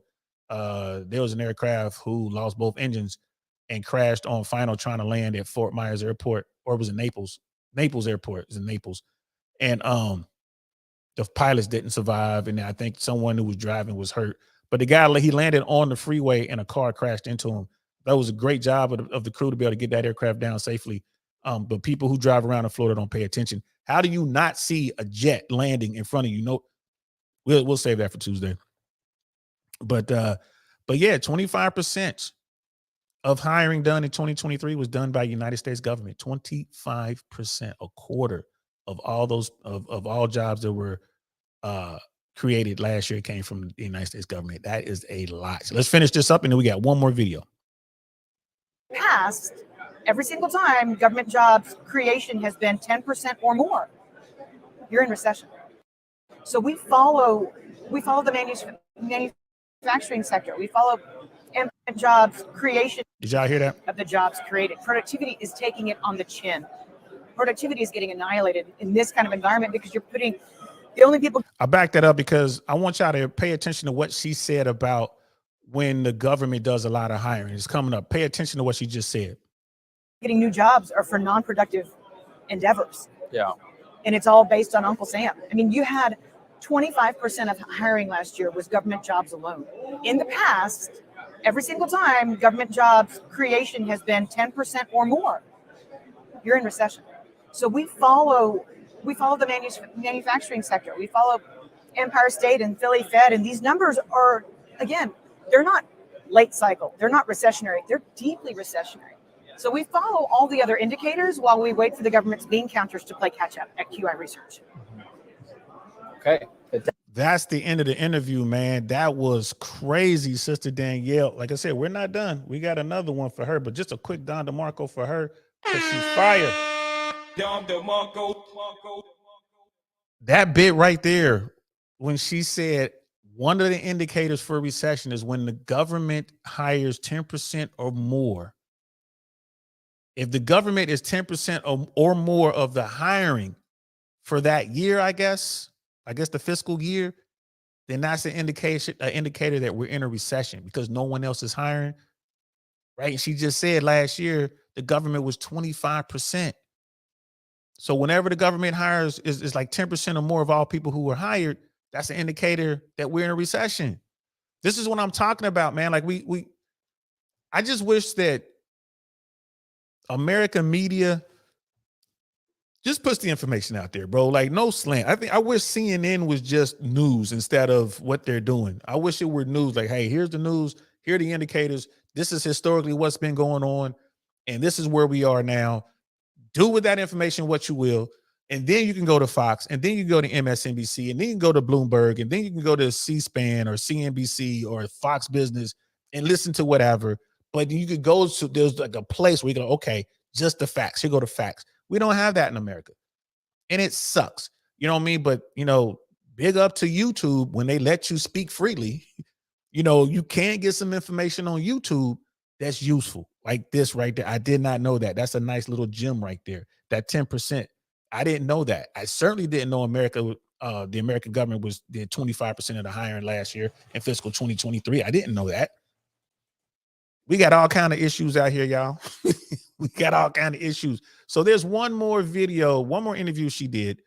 Both of these interviews will be in the description, but they can be found on Danielle DiMartino Booth's YouTube channel. She has 104 subscribers.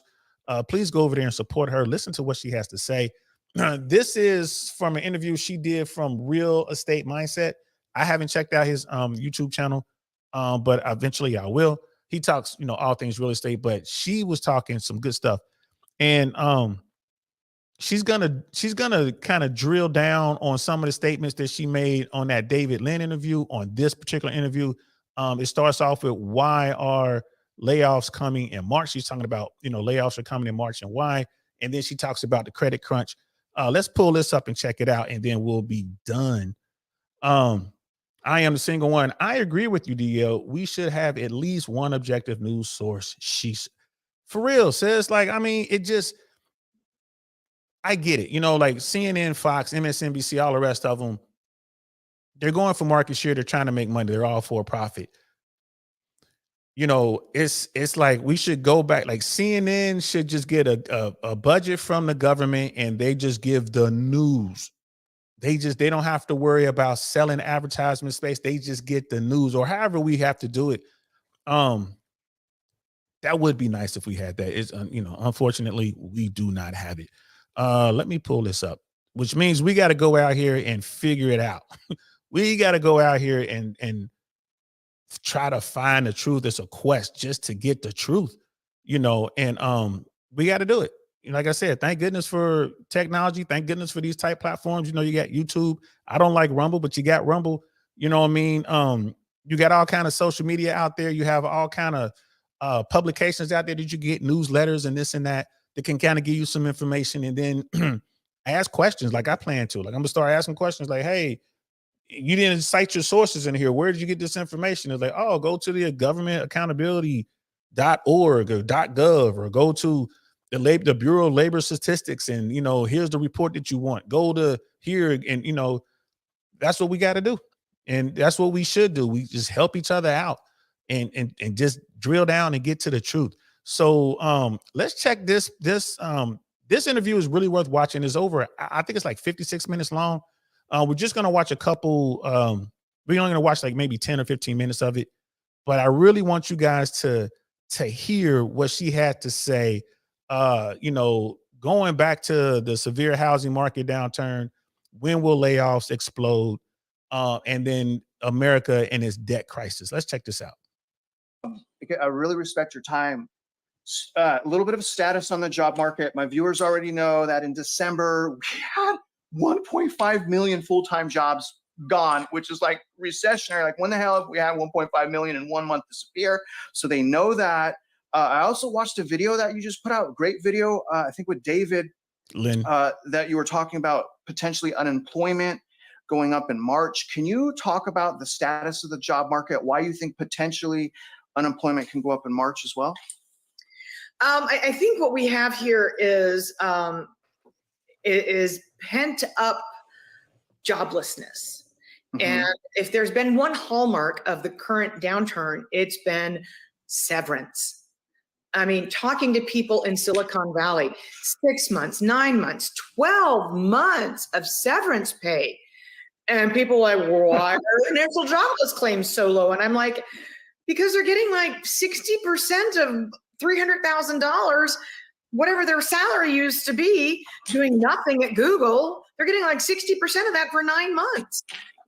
And do you really think that they're going to go out and get I think it's like $13,500 a year for California jobless benefits? It's a rounding error compared to what they're getting in severance. But at some point, that's going to run out. Google took a $2.1 billion charge in calendar year 2023. That's a lot of severance. But it certainly has bought the economy some time. And it also has a lot of people who are not in the workforce, not visible in the unemployment rate. Let's drill down on that a little bit, man. And that's where I talked about this earlier, and that's where I got it from. You know, so let's say that you were working for Google, you were making $300,000 a year. You had a really cool title, but you really didn't do much. So they laid you off, right? They fired you. And they're going to give you 60% of your base salary as severance. So, I mean, I had my calculator out. I did the math. That's $180,000. And let's say they do that for 1 year. You're getting 180 grand. That sounds great, right? People like, well, shoot, they still getting that bread, bro. They still getting it. They still getting it. But here's the problem. First of all, it's only 4 years. So, you know, like you're walking around with a boulder over your head ready to drop. You know, I got X amount of time to get something going here, right? Your lifestyle is based on $300,000 plus bonuses. Anybody in that price structure, they got bonuses in their contract, right? So think about that. Your lifestyle, let's say you've been there for like a year and a half, maybe 2 years, right? You've been working there about 2 years, $300,000. Where are you living? What kind of car are you driving? Right? What kind of accessories you rocking? What kind of shoes you wearing? Are you wearing shoes that you can buy from Walmart? Walmart dress shoes, Walmart, tennis shoes? Or are you wearing red bottoms? Or are you wearing Jordans? Right? What kind of china you have in the house? What kind of furniture you have in the house? Are you sitting on a discount Amazon YouTube chair, or do you have like that real nice comfy leather with the metal base and all that? What's your lifestyle? And then bam, here you are 2 years in, you just got laid off. You just got laid off in a climate where all of your friends got laid off too. Like all your people that you know, you went to college with, and everybody got these jobs at Tesla, Amazon, Google, FedEx. You got a couple friends who got hired by the government because 25%, 25% of those new hires went to the American government. They're not making $300,000 a year, right? They at their best, if they're an air traffic controller and they're really, really sharp, they might be making $215, $250 with overtime. You never get to see them because they're always working. They ain't getting 300, but they have job security. So here you are, $180,000 for 1 year, and you got to figure it out because all this stuff that you got, like you got yourself, you driving a BMW or a Mercedes or an Audi or something like that, right? Probably leased. You got a home, you bought more house and overbid and overpaid for it because you got this $300,000 a year job plus bonuses. Like, bro, you good for the next 5 years. But 2 years in, you lost that. That person is in some real trouble. You took your girlfriend or your wife or whatever, right? Probably she's not working. Y'all got kids. Y'all just had y'all took a quick, getaway to Tulum or to Bora Bora, or maybe y'all went to Dubai to watch the F1 races because you're an F1 fan or whatever. Did you pay cash for all that? Nah, you put that on your American Express. You know what I'm saying? Think about that. When we talk about these people with big money, they're living that big money lifestyle. If you're making $300,000, you probably living a $500,000 lifestyle. And now it's gone. Uh-oh. Right? Roll, Shaggy. What do we do now? It's all over, man. Where's my It's game over, right? Well, that's great. That's just fucking great, man. Now what the fuck are we supposed to do? Exactly. You in all this debt. So what happens? So right off the rip, you go from making $300,000 plus a year. You got 12 months, you're going to be making $180,000, right? At a minimum, there's a $120,000 shortfall that you got to cover just to maintain your current lifestyle. So where are you going to get that money? You're probably going to take it right away. You're probably going to get a HELOC on your house. So now you're taking out equity. Right? In a climate where that's going to be a problem down the road, but you can't worry about that, right? We can take this equity out because I'm always going to be able to buy this house for more than I bought it for. Maybe not. Right? So you see the kind of stress that this individual is under. Now you can make the argument like, well, maybe they were a power couple and his wife was working for a different corporation and she's making $300,000 a year. Right? So that was combined household income of $600,000 plus. Again, what lifestyle are they living? You dig? We making $600,000. How much is their house? How much are their houses? Right now they got the main house, they got the Miami house, they got the New York penthouse or the New York condo. Right? They big pimping. How many Birkins she got? How many Hermes bags she got? How many Chanel bags she got? Right? How many pairs of Louboutins she got? Which is fine because they was getting the bread. But now half their income is gone. And you got 1 year to figure it out. And then God forbid she gets downsized. Like God forbid she gets laid off. Now what? This is where we are in America, bro. This is where we are. So I was just thinking about that. People like, oh man, you making $300,000 a year and they're going to give you 180 for 1 year of severance. Man, you good. No, you're not. because the vast majority of Americans are not living within their means. Okay. Because, well, and let me clarify. Let me be really specific. The job, the economy created X number of jobs. Mhm. That's from what we call the establishment survey. So if you call the treasurer of Google and ask him or her, is this person employed? And they're getting severance, they're going to say yes. If you call the employee who's sitting on their ass at home collecting severance and ask them if they have a job, they're going to tell you no. So that's why there's this massive disparity between the household survey and the establishment survey. It's because companies are still paying people, so technically they're still an employee, but the people collecting the severance, they know they don't have a job. And that's why literally a record disparity between the two different surveys. And you've seen 700 some odd people drop out of the labor force just in the last 2 months. I didn't even have that question, but I always wondered it, and you just nailed it. It's basically the severance is the reason for the gap. Let me ask you, talking about the labor market, if I can.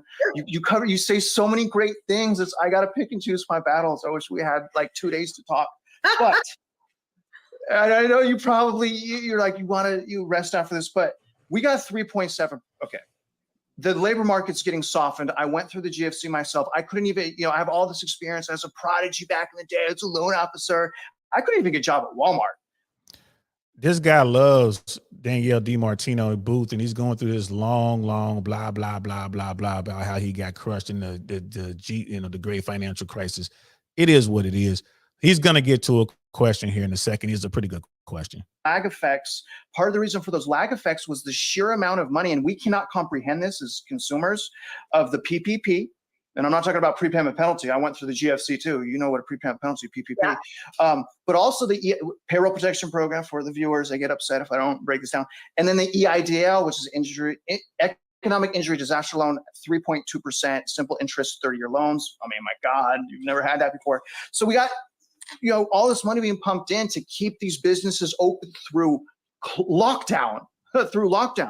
So do you think that's a big reason why the labor market has been only softening a bit? But again, I know when we peel the onion layers back, we see full-time employment, we see these things. But again, when I compare GFC, I mean, I was broke.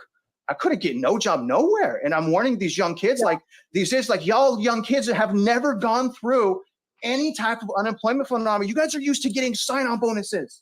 Yeah, I'm used to a 10-page resume that smells like lavender with matted paper with a cover sheet. Like, please, for the love of God, call my references. They'll say glowing thing. And they're getting begged, Danielle. So they don't get it. Can you explain why people need to pay attention to the sheer amount of money that was kicked in from PPP and EIDL? Well, I mean, the Paycheck Protection Program pumped about $757 billion was completely forgiven.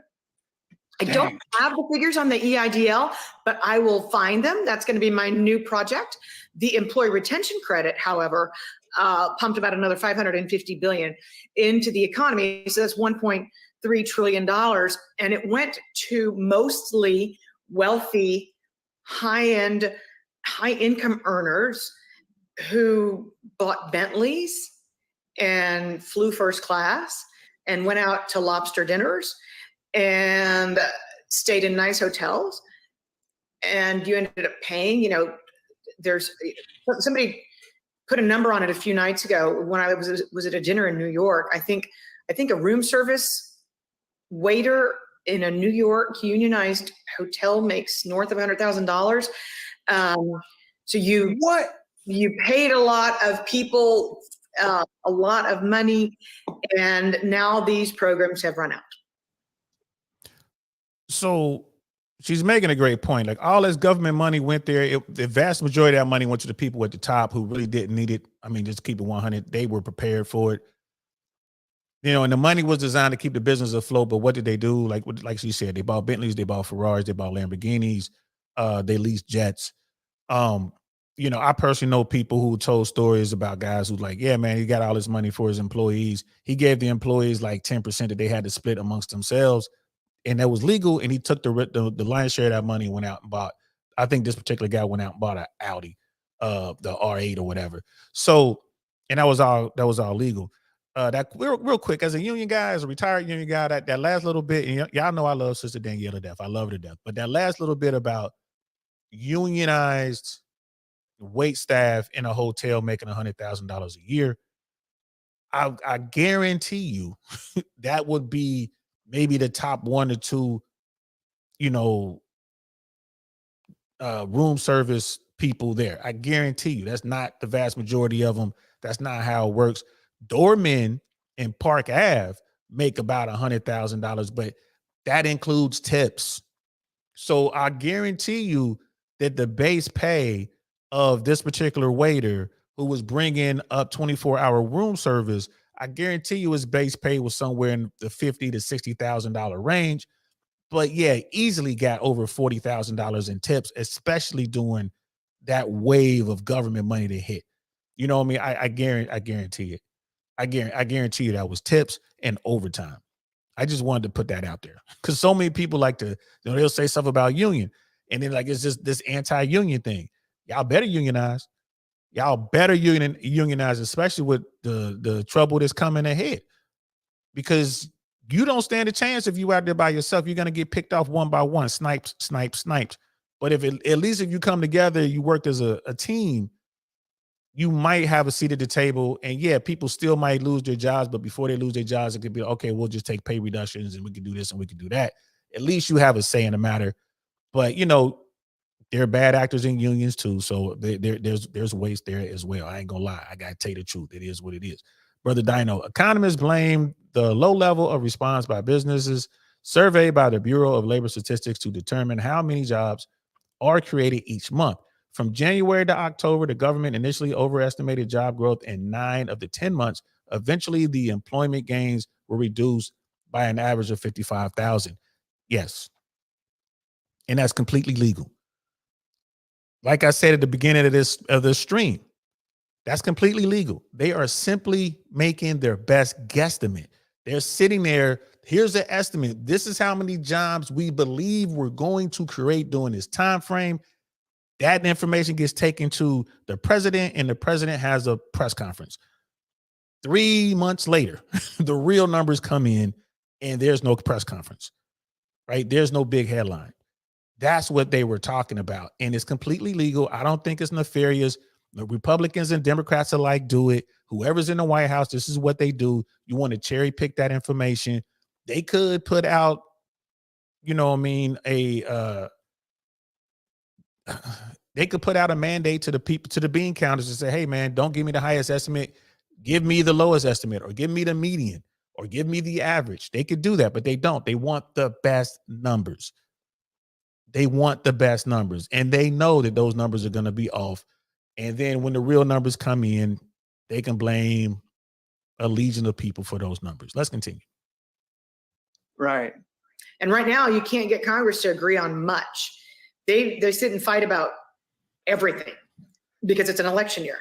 So, is the GOP Mike Johnson House of Representatives going to write a big stimulus check to keep Joe Biden in office? Probably not this year at least.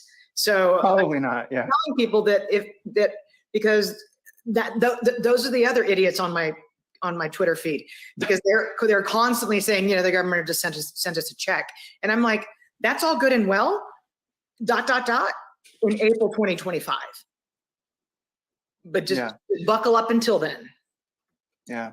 Knocking it out. Obviously, we got labor market softening up. We got the money running out, which we can't even fathom. My God, trillions of dollars is running out, which brings me to my next thing. Something that, we don't have, I would say, like a phenomenon spiraling out of control yet, but I'm going to bring consumer defaults, consumer delinquencies. When consumers stop paying, everything closes down. Even just a 30-day late payment, a consumer gets one 30-day late payment on a $30 credit card, devastating to their credit. Their purchasing power is shot. So can you talk about the consumer defaults? I just did a live this morning. My viewers understand credit card delinquencies up past pre-pandemic near 2011 levels. Just normal car, 2011 levels as well, not counting subprime, which is more. FHA at almost 10%. Can you talk about the consumer defaults and why that can cause such a burden for the financial markets? What she's about to say is just gold, guys. Man, I really hope y'all got a chance to just listen to this stuff. I'm going to link both these videos in the description below. So if you're watching Team Replay, please, please, please go back and watch the entire interview. Watch this one and David Lynn's entire interview of Sister Danielle. What she's about to say only makes sense. America lives on credit. America is faking it till you make it. America believes the stuff that they see on social media, right? There are people out there who can afford to drive exotic cars, and they can afford to have these high-end bags, and they can afford to do these things. There are people out there like that, but the vast majority of Americans can't. So what are they doing? They're going out there and they're using credit to secure these things so they can feel good. Well, that feeling's about to turn.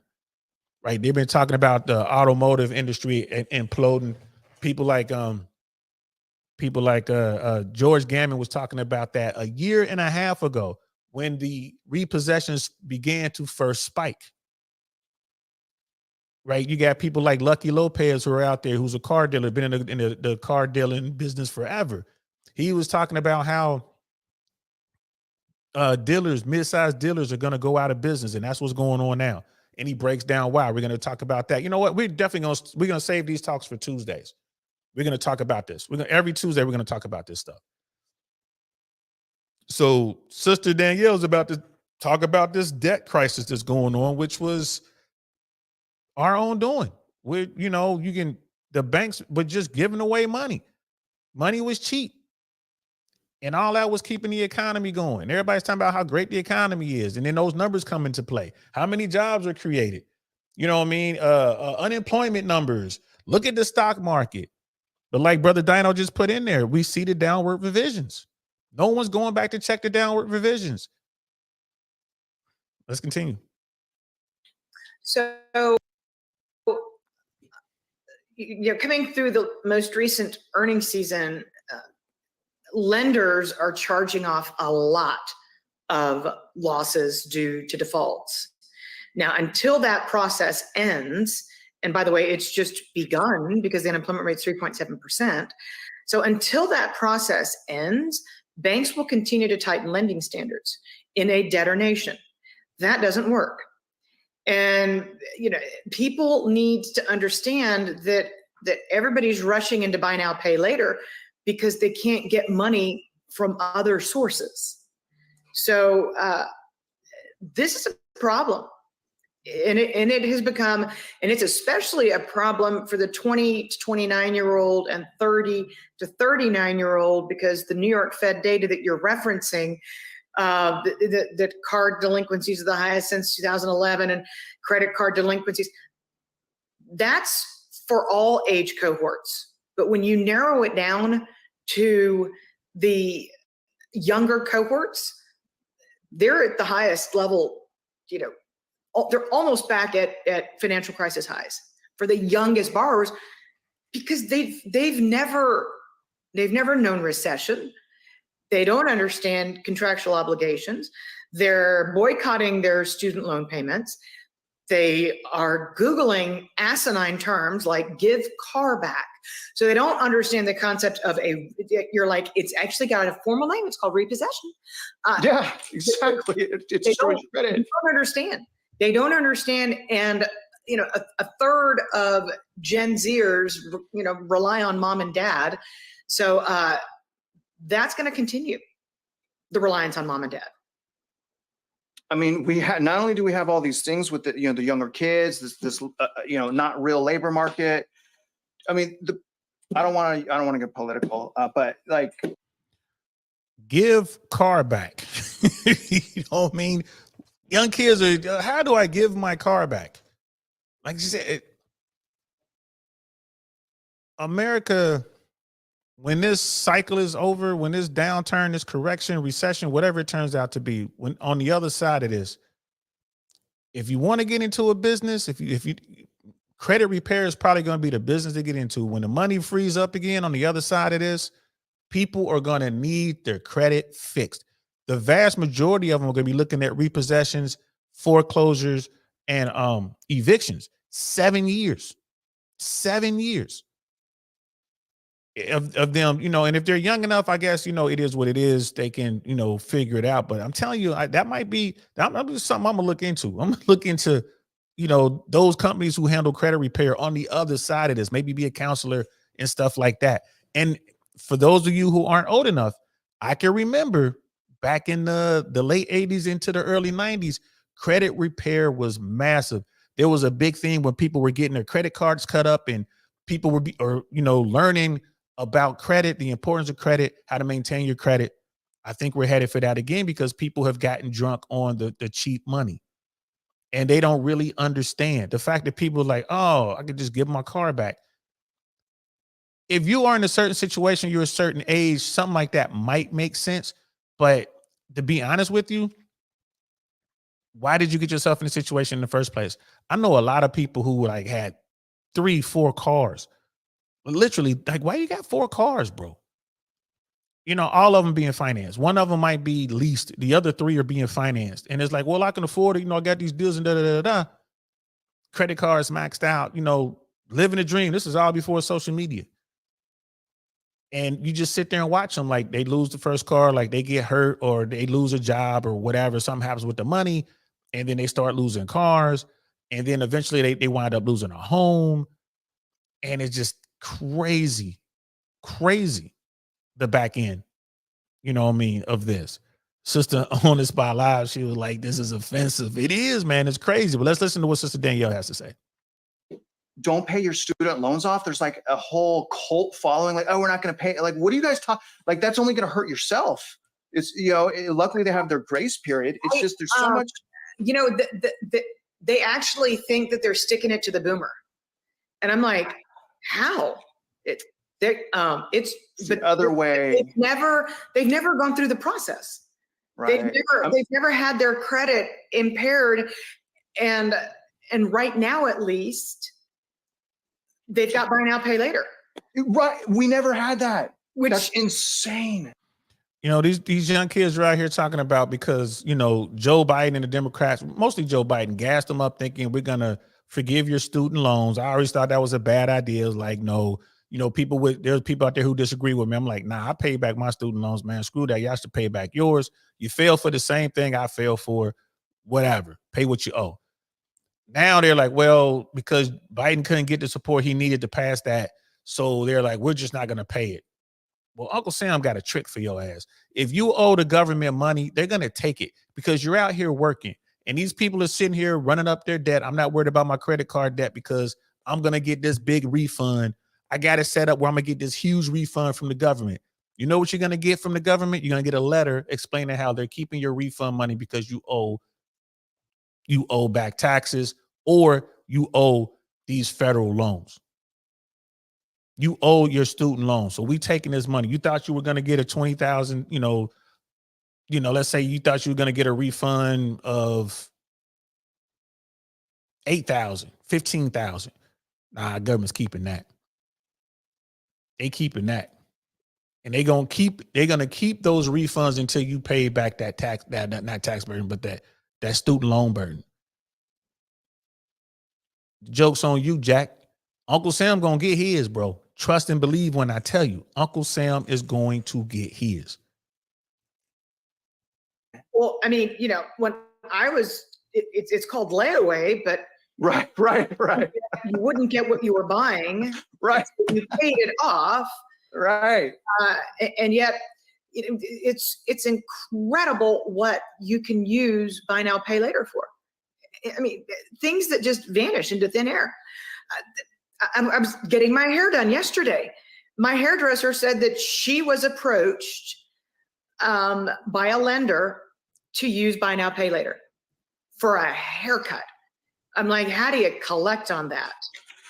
I mean, geez, my God, like maybe just go get some cans in the parking lot. Like, Well, stop but your spending habits. For credit. So regulators right now are scrambling because if you're a credit card lender and somebody calls and says, hey, would you increase my limit? Okay, they look, they run your credit, they look and see how much credit you've got. They wouldn't know if you had what you can get at a self-checkout kiosk at Walmart now, from $400 to $4,000 of buy now, pay later credit at a self-checkout kiosk. No human being allowed. You just pull up the Affirm app. You put in your social security number, your phone number, your address, and you immediately get approved for buy now, pay later up to $4,000. But your credit card company doesn't know that. The GM financing or Toyota financing, they don't know that. So regulators right now are way behind the 8 ball trying to catch up with this thing. If you can imagine global data, they have proprietary credit card analysis. They said that in the month of December that they recorded $55.8 billion of incremental credit card spending, which of course didn't show up in the Fed data. Wells Fargo ran an analysis that shows that buy now, pay later is growing at a third of the pace of credit card borrowing. So that's about 18 billion more in buy now, pay later. And everybody's like, I wonder why retail sales were so strong in December. I'm like, well, because that's when that's the exact month that Walmart rolled out buy now, pay later. And the default rate on buy now, pay later is higher than the default rate on the conventional loans and credit cards, right? Think about that. This is insane. For you young folks who don't know what layaway is, right? Because people are like, well, buy now, pay later is the same as layaway. It's not. So when I was a youngin', my mom worked hard, single mom. She was doing what she was doing. And I remember every year towards the end of the summer, getting ready for school, you know, I had to get my school stuff. This was when I was in elementary school. Mom would take me to Gold Circle or Kmart. I remember it was like, we used to go to Gold Circle. This particular memory was at Gold Circle. And she would walk me through there and find clothes. Of course, the pants would be longer so I can grow into the pants. And, you know, she would like hem them up or whatever and shirts. So she'd give me like 3 or 4 pairs of pants, like, you know, 3 or 4 shirts and maybe some like school supply stuff. And then we'll get all of our stuff and we'll walk over to the layaway window. Like you had like your normal registers over there, but then you had the layaway window. You go over to the layaway window, you put all your stuff up there, they ring it all up. And you gave them some money. Let's say it was $200 worth of stuff, which it wasn't because $200 would have been a lot for back then. But you know, let's just say it was 200, right? You give them like $50. Okay, now you owe $150. You leave the store. You leave. You're going about your life. Then the grown-up shows up maybe a week later with another $50. Now you owe $100. And this goes on until the $200 is paid. Once the $200 is paid, they give you your stuff. You lay it away. We'll hold this stuff until you have the money. You can make payments. This is your stuff. Once it's all paid off, they didn't charge you any finance fees. There was no extra charge for layaway to my knowledge. I don't think there was. Again, I was a kid. I wasn't, you know, reading the terms and conditions. The way I understood it is it's just like a point of sales transaction. They're just going to hold it. It's an extended point of sales. They don't give you your stuff until you pay for it. Once it's all paid for, then you walk out the store with your stuff. Buy now, pay later. It's not like that. You get to the kiosk, like she said, no human there. You just pull up the app, put in your information, bam, up to $4,000 approved. You walk out the store with it. It is interest charges on that. High, very, very, very, very high interest rate charges attached to that. You miss a payment, you got a problem. It's 0% interest until you miss a payment. And they know that the people they're giving these loans to are more than likely going to miss payments. And that's how they're just making a killing. They're getting paid. It's predatory lending. Only difference is they're not doing it with houses anymore. We saw how that happened, 2008. They're not doing it with cars anymore. That's crumbling as we speak. Now they're doing it with everything else. Buy now, pay later for a hairdo. Buy now, pay later for a drink at the bar. Buy now, pay later for, in some cases, your groceries. Buy now, pay later for school supplies or whatever you can get at Walmart, electronics, a computer, whatever. Man, that's insane. And again, you can do this buy now, pay later. You can have $12,000 outstanding at Target, Walmart, you know what I mean, whatever store you can think of, at your bar, at your local bar, at your barbershop. You owe like maybe $12,000 outstanding. And then you could turn around and apply for a Discover card, a Capital One card, right? If your credit's good enough, you can apply for a regular Visa, MasterCard, maybe Chase, or maybe Citi, maybe American Express. And that $12,000 isn't on your credit. So they're just like, all right, here you go. Good to go. So what do you do with that $12,000? I mean, you just daisy chain it from one card to the next, to the next, to the next, to the next, to the next. Eventually, you're playing musical chairs, and eventually the music stops and ain't no place to sit. Then what? Bankruptcy. This is a dangerous game. There's so many problems with buy now, pay later, and that debt not reporting on someone's credit profile. Obviously, like I've been a loan officer for 20 years. In order to calculate someone's affordability, debt to income ratio, DTI, you have to know how much they're paying. And then the fact that they're getting this at a register is not even a collateralized debt. They don't, with bad credit, I mean. Say in Walmart's defense, it's not for groceries. It's not. But you can get, but other vendors, you can get buy now, pay later. For groceries. Yeah, I mean, I heard a Gen Zer talking about they were able to pay for their Mai Tai in 4 payments. A drink at a bar. Yeah, America's got a spending problem, I'd say. I'm trying. I don't know what's worse, Danielle. Is it the patience problem or the spending problem? Probably the spending problem is worse. Well, but it's one and the same, because it's instant gratification, and that's this entire. I mean, I hate to be like the old lady wailing on the young people, but my work ethic and having to work for my credit. When I mean, all that. It shaped who I am as a person, and it helped me raise my children with this little thing called integrity. Yes. Yeah. I mean, I drug my way out of the gutter. During the GFC, I got swept up. I was a mortgage loan officer. So when the business shut down, I couldn't pay my mortgage, led to foreclosure. They sold that. I had a deficiency notice, I had a tax lien that exceeded statute of limitations because I also had a bankruptcy and in a volunteer repo. So I had to drag myself through 9 years of hell, living paycheck to paycheck, stressed out. Okay, I got my rent, I got my daycare, I got my chicken for dinner, kind of full-time father. So, I mean, I hope that these kids are going to be okay. I'm trying to rent us out. No, it's going to happen again. And that guy he fell into the debt trap, and he was doing everything right, just lost his job. He wasn't under all this other crushing debt, and he's maybe he was dealing with the family court system. Maybe he had to pay attorneys, who knows? But it's about to get real bad out here, guys. Real bad. Couple more questions. It's 2024. So come Halloween, all these student loan boycotters, all of a sudden, boom, it's going to show up on their credit. That's bad, man. That is so. Their balance is also going up, is what I'm trying to tell people, because the interest is accumulating. They don't care. They're sticking it to the old people.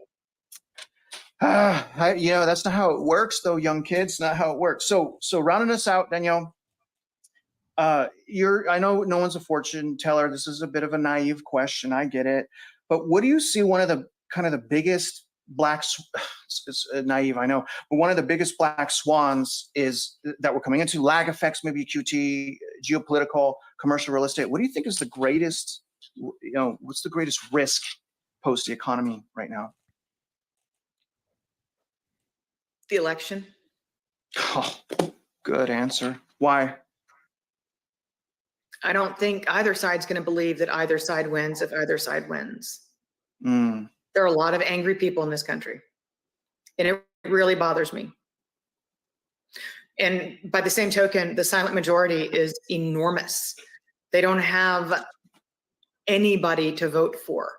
So even the silent majority is angry. Everybody's angry, but for different reasons. Mm. I mean, and that's a fact. I talk to people all the time. We're talking about Biden or Trump, and I can't believe that these are the two guys. These are their only choice. There are a lot of Americans who are really upset with this. Biden or Trump, they're not the best America can do. This is just stupid. It's just stupid, and it always devolves into, this person is like, well, look at what Biden is doing. You better go with Trump. It's like, man, Trump tried to destabilize America, man. There's no way in hell I'm gonna vote for this guy. draft dodger. Doesn't care about anybody but himself. I mean, Trump is who Trump is, but there's people out there who want to back him. That's their business. That's America. You know, like freedom is ugly. That's what it looks like. But these are the two choices we have. And there's people out there who are really angry about that. And he's right. One of the things that's in Trump's legacy is no one is going to believe elections anymore. No one. And that sucks. That sucks, man. It really does. It's devastating to America. It's absolutely devastating. I don't know if America will ever get past it. I don't know. I hope so. But the election this election is going to be a problem. I'm definitely watching this election right now. And I'm talking about post-election. We'll see. You suck the words. And my job is to talk, Danielle, not as good as you, but you just suck the words out of my soul with that one. Did not see that coming. Election. I mean, brilliant, absolutely brilliant. Last question. Maybe naive as well, but do you think we will, real estate mindset's name, my channel, my industry is real estate, blah, blah, blah. Will we, in your infinite wisdom, Jesus, and you have a lot, will the housing market crash?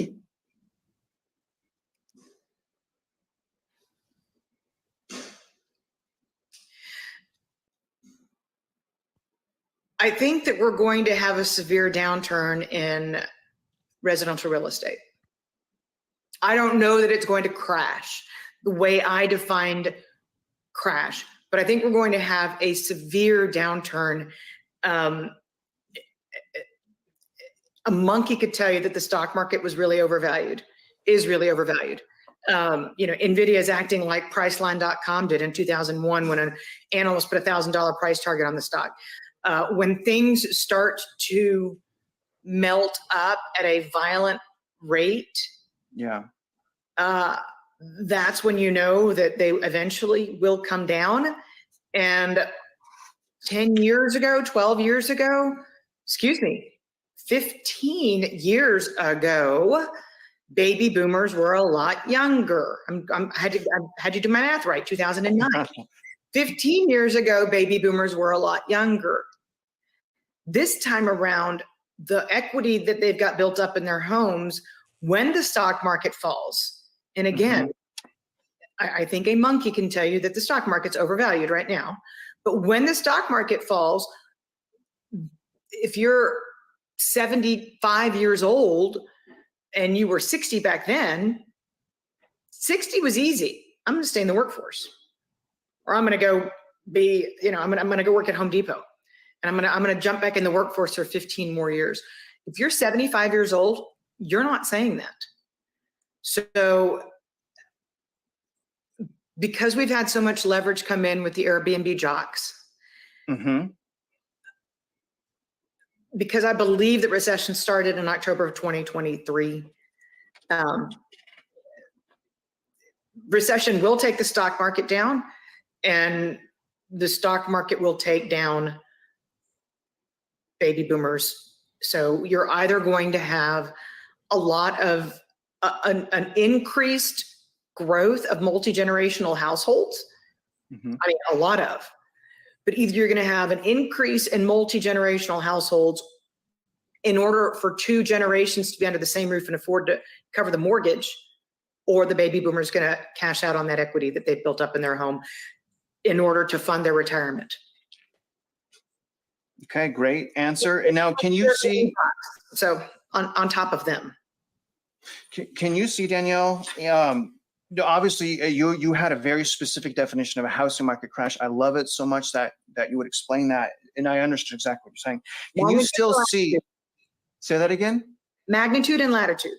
Magnitude and latitude. I will educate myself more on that.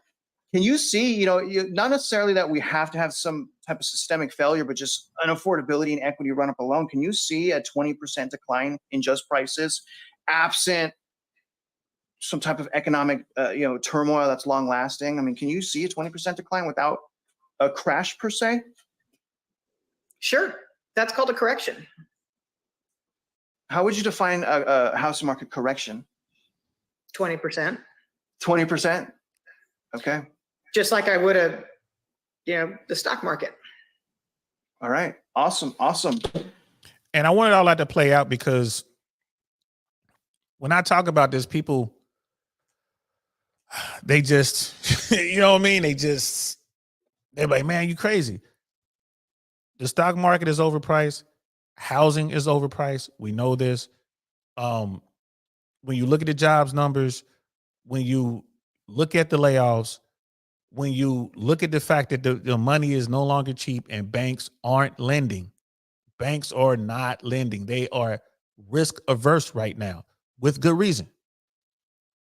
When you look at all the fallout downstream from these factors, there's no way in hell that housing is not going to be affected. There's no way in hell that the median home in America is going to stay at $400,000. It's not going to happen. People are going to be forced to sell their homes. There's, people are losing homes, foreclosure. You know what I mean? It's going up. You got, the repo market is cranking with that secondary market with homes, having to go to auctions and stuff like that. All of the wealthy people, Jeff Bezos, Mark Zuckerberg, Warren Buffett, all of the real 1%ers, they are sitting on mountains of cash. They have been sitting on cash and just getting cash. Why? Because they know some deals are coming. Ben Marler talks about this all the time. Man, sell your stuff, get your hands on some cash. They're about to be deals.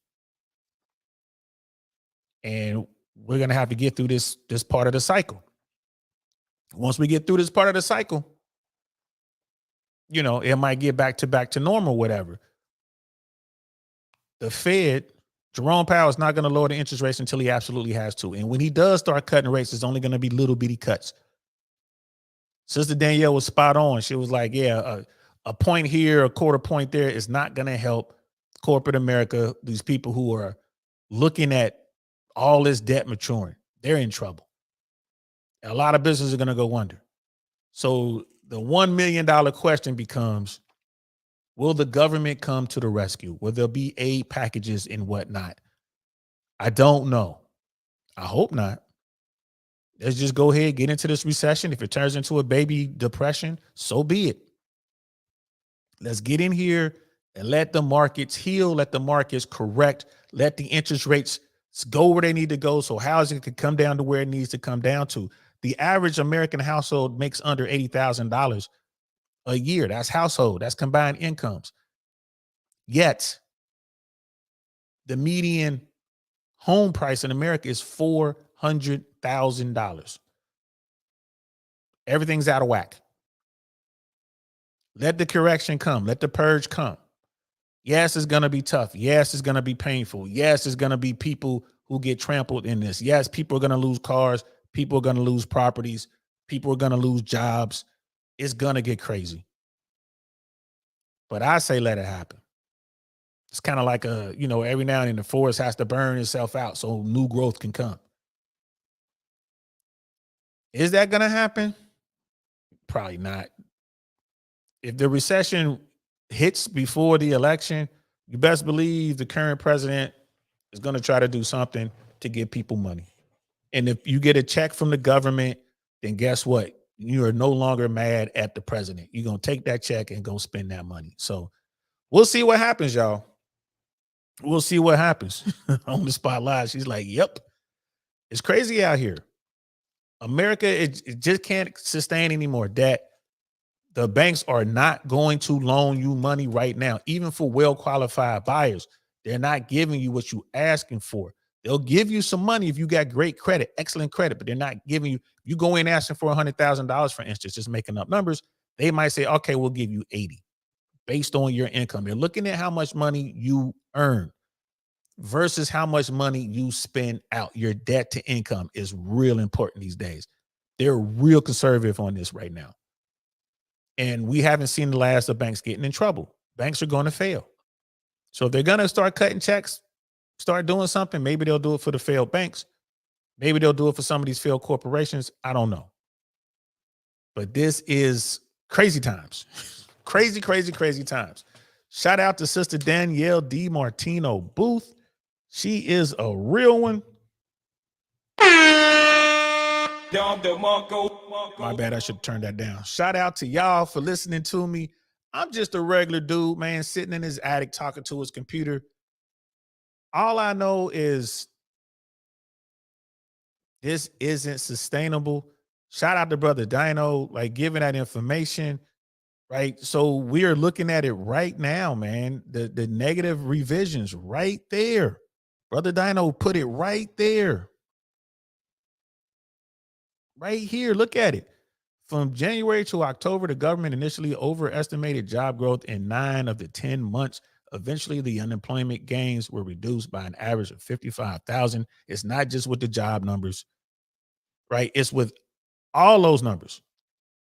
All those big headline numbers are revising down. Banks are not loaning. Go try to get you you got great credit, call up the bank, see if you can get a line of credit. Just say, hey, I'm thinking about, making some changes to my house or whatever you're trying to do. See what they offer you. See what they offer you. Right? If you got subprime credit, which is like average credit, or less, subprime credit, which is bad credit, go out here and see if you can get a car. We're going to talk about that next Tuesday. Lucky Lopez has some really good videos on that. George Gammon has some really good videos. He did an interview today. So next Tuesday, because I was thinking about doing it tomorrow, but maybe next Tuesday, we'll do George Gammon and Lucky Lopez and listen to what they have to say and how they're looking at it. George Gammon looks at it from a macro perspective where everyone else is micro. George Gammon is way out there. And he's like, yo, bro, he's talking about the purchasing power of the dollar in America right now. I just went out and bought some groceries at Trader Joe's, which is my daughter has some foods there. I can only get at Trader Joe's that she really loves. And I went there and I spent about about $25 more on the exact stuff. It was $25 more today than it was this time last year, buying the exact same things. I buy the same thing, the same quantity. I do it all the time. It's more money for the exact same stuff. $25 more for the same stuff. We ain't even talked about gas. So it's food for thought, y'all. Think about it. If you out here making a straw house so you can go out here and play around with your flute and fife, or you making a stick house so you can go play around, man, you better be making that brick house and getting ready for this storm that's coming and figuring out how you're going to weather this particular storm. If you got a lot of credit, man, start coming up with a plan to pay it back, because you're not going to be able to daisy chain it to another credit card. That's it. The music's about to stop. Ain't no place to sit. They want their money. Start figuring it out. Start thinking about it. You know what I mean? Brother Mandrell, they're going to have to sell at a loss. That's what I'm waiting for. Facts. If you got cash right now in America, there's going to be some deals out here, especially in real estate, especially in commercial real estate, these strip malls and stuff like that. Brother Dino, great conversation, DL. Have a good show tonight. Take care of your shoulder, Airborne. Get a young man's help. Hey, thank you, brother. I appreciate you, man. Thank you so much, man. Don DeMarco to you, bro. Just being a real one. I will take care of my shoulder. Thank you very much. I hope we do have a good show tonight. We're working on getting our crowd up. We're gonna need we've been doing this for 2 months, probably gonna need another 2 months just to get our audience together. We have great shows. Now we just got to couple it with a great audience. Thank you, bro. We're working on it. On the spot live, I am the single one. Thank you for coming through, love. Appreciate you. Brother Mandrell, that goes for you too. Brother JD, my cousin, you know what I mean? I ain't gonna say his real nickname. I'm just gonna leave it at JD. So that was fun, guys. We'll be back next Tuesday, 1:00 p.m. We're gonna talk about this stuff. We're gonna continue to talk about the markets. We're gonna talk about what's going on. Maybe we can even come up with some solutions, some possible solutions of what we should be trying to do. Appreciate that. We're gonna be doing the 1:00 Tuesday show for the foreseeable future. It is what it is. And if it changes, you guys will be the first to know. Shout out to Sister Danielle DiMartino Booth. Please go over and subscribe to her. Check her out. Both of these videos will be linked in the description below. If you're watching this on Team Replay, don't be shy. Leave some comments. Let me know what y'all think. What it was. How do y'all feel about the negative revisions, the downward revisions? How you feel about 25% of new jobs that were created by the United States government? You know what I mean? How about how you guys feel about the priced in rate cuts? There were 7 rate cuts priced in going into this year. Now they're down to 5. It's probably going to be less than that. Are we getting real information? can these numbers be trusted? And above all, are we headed for a recession? Some say we've already hit the recession. Sister Danielle said when this is all said and done, they're going to go back and they're going to say, hey, the recession began in October. Let's wait and see what happens. This was fun. I got to go. I got to go get my baby. It's, she's about to get out of school. I'm DL Saint. This is I Really Want to Know podcast. I'm going to holler at y'all later. Peace. Nothing like I've ever seen. It's just a thing of beauty.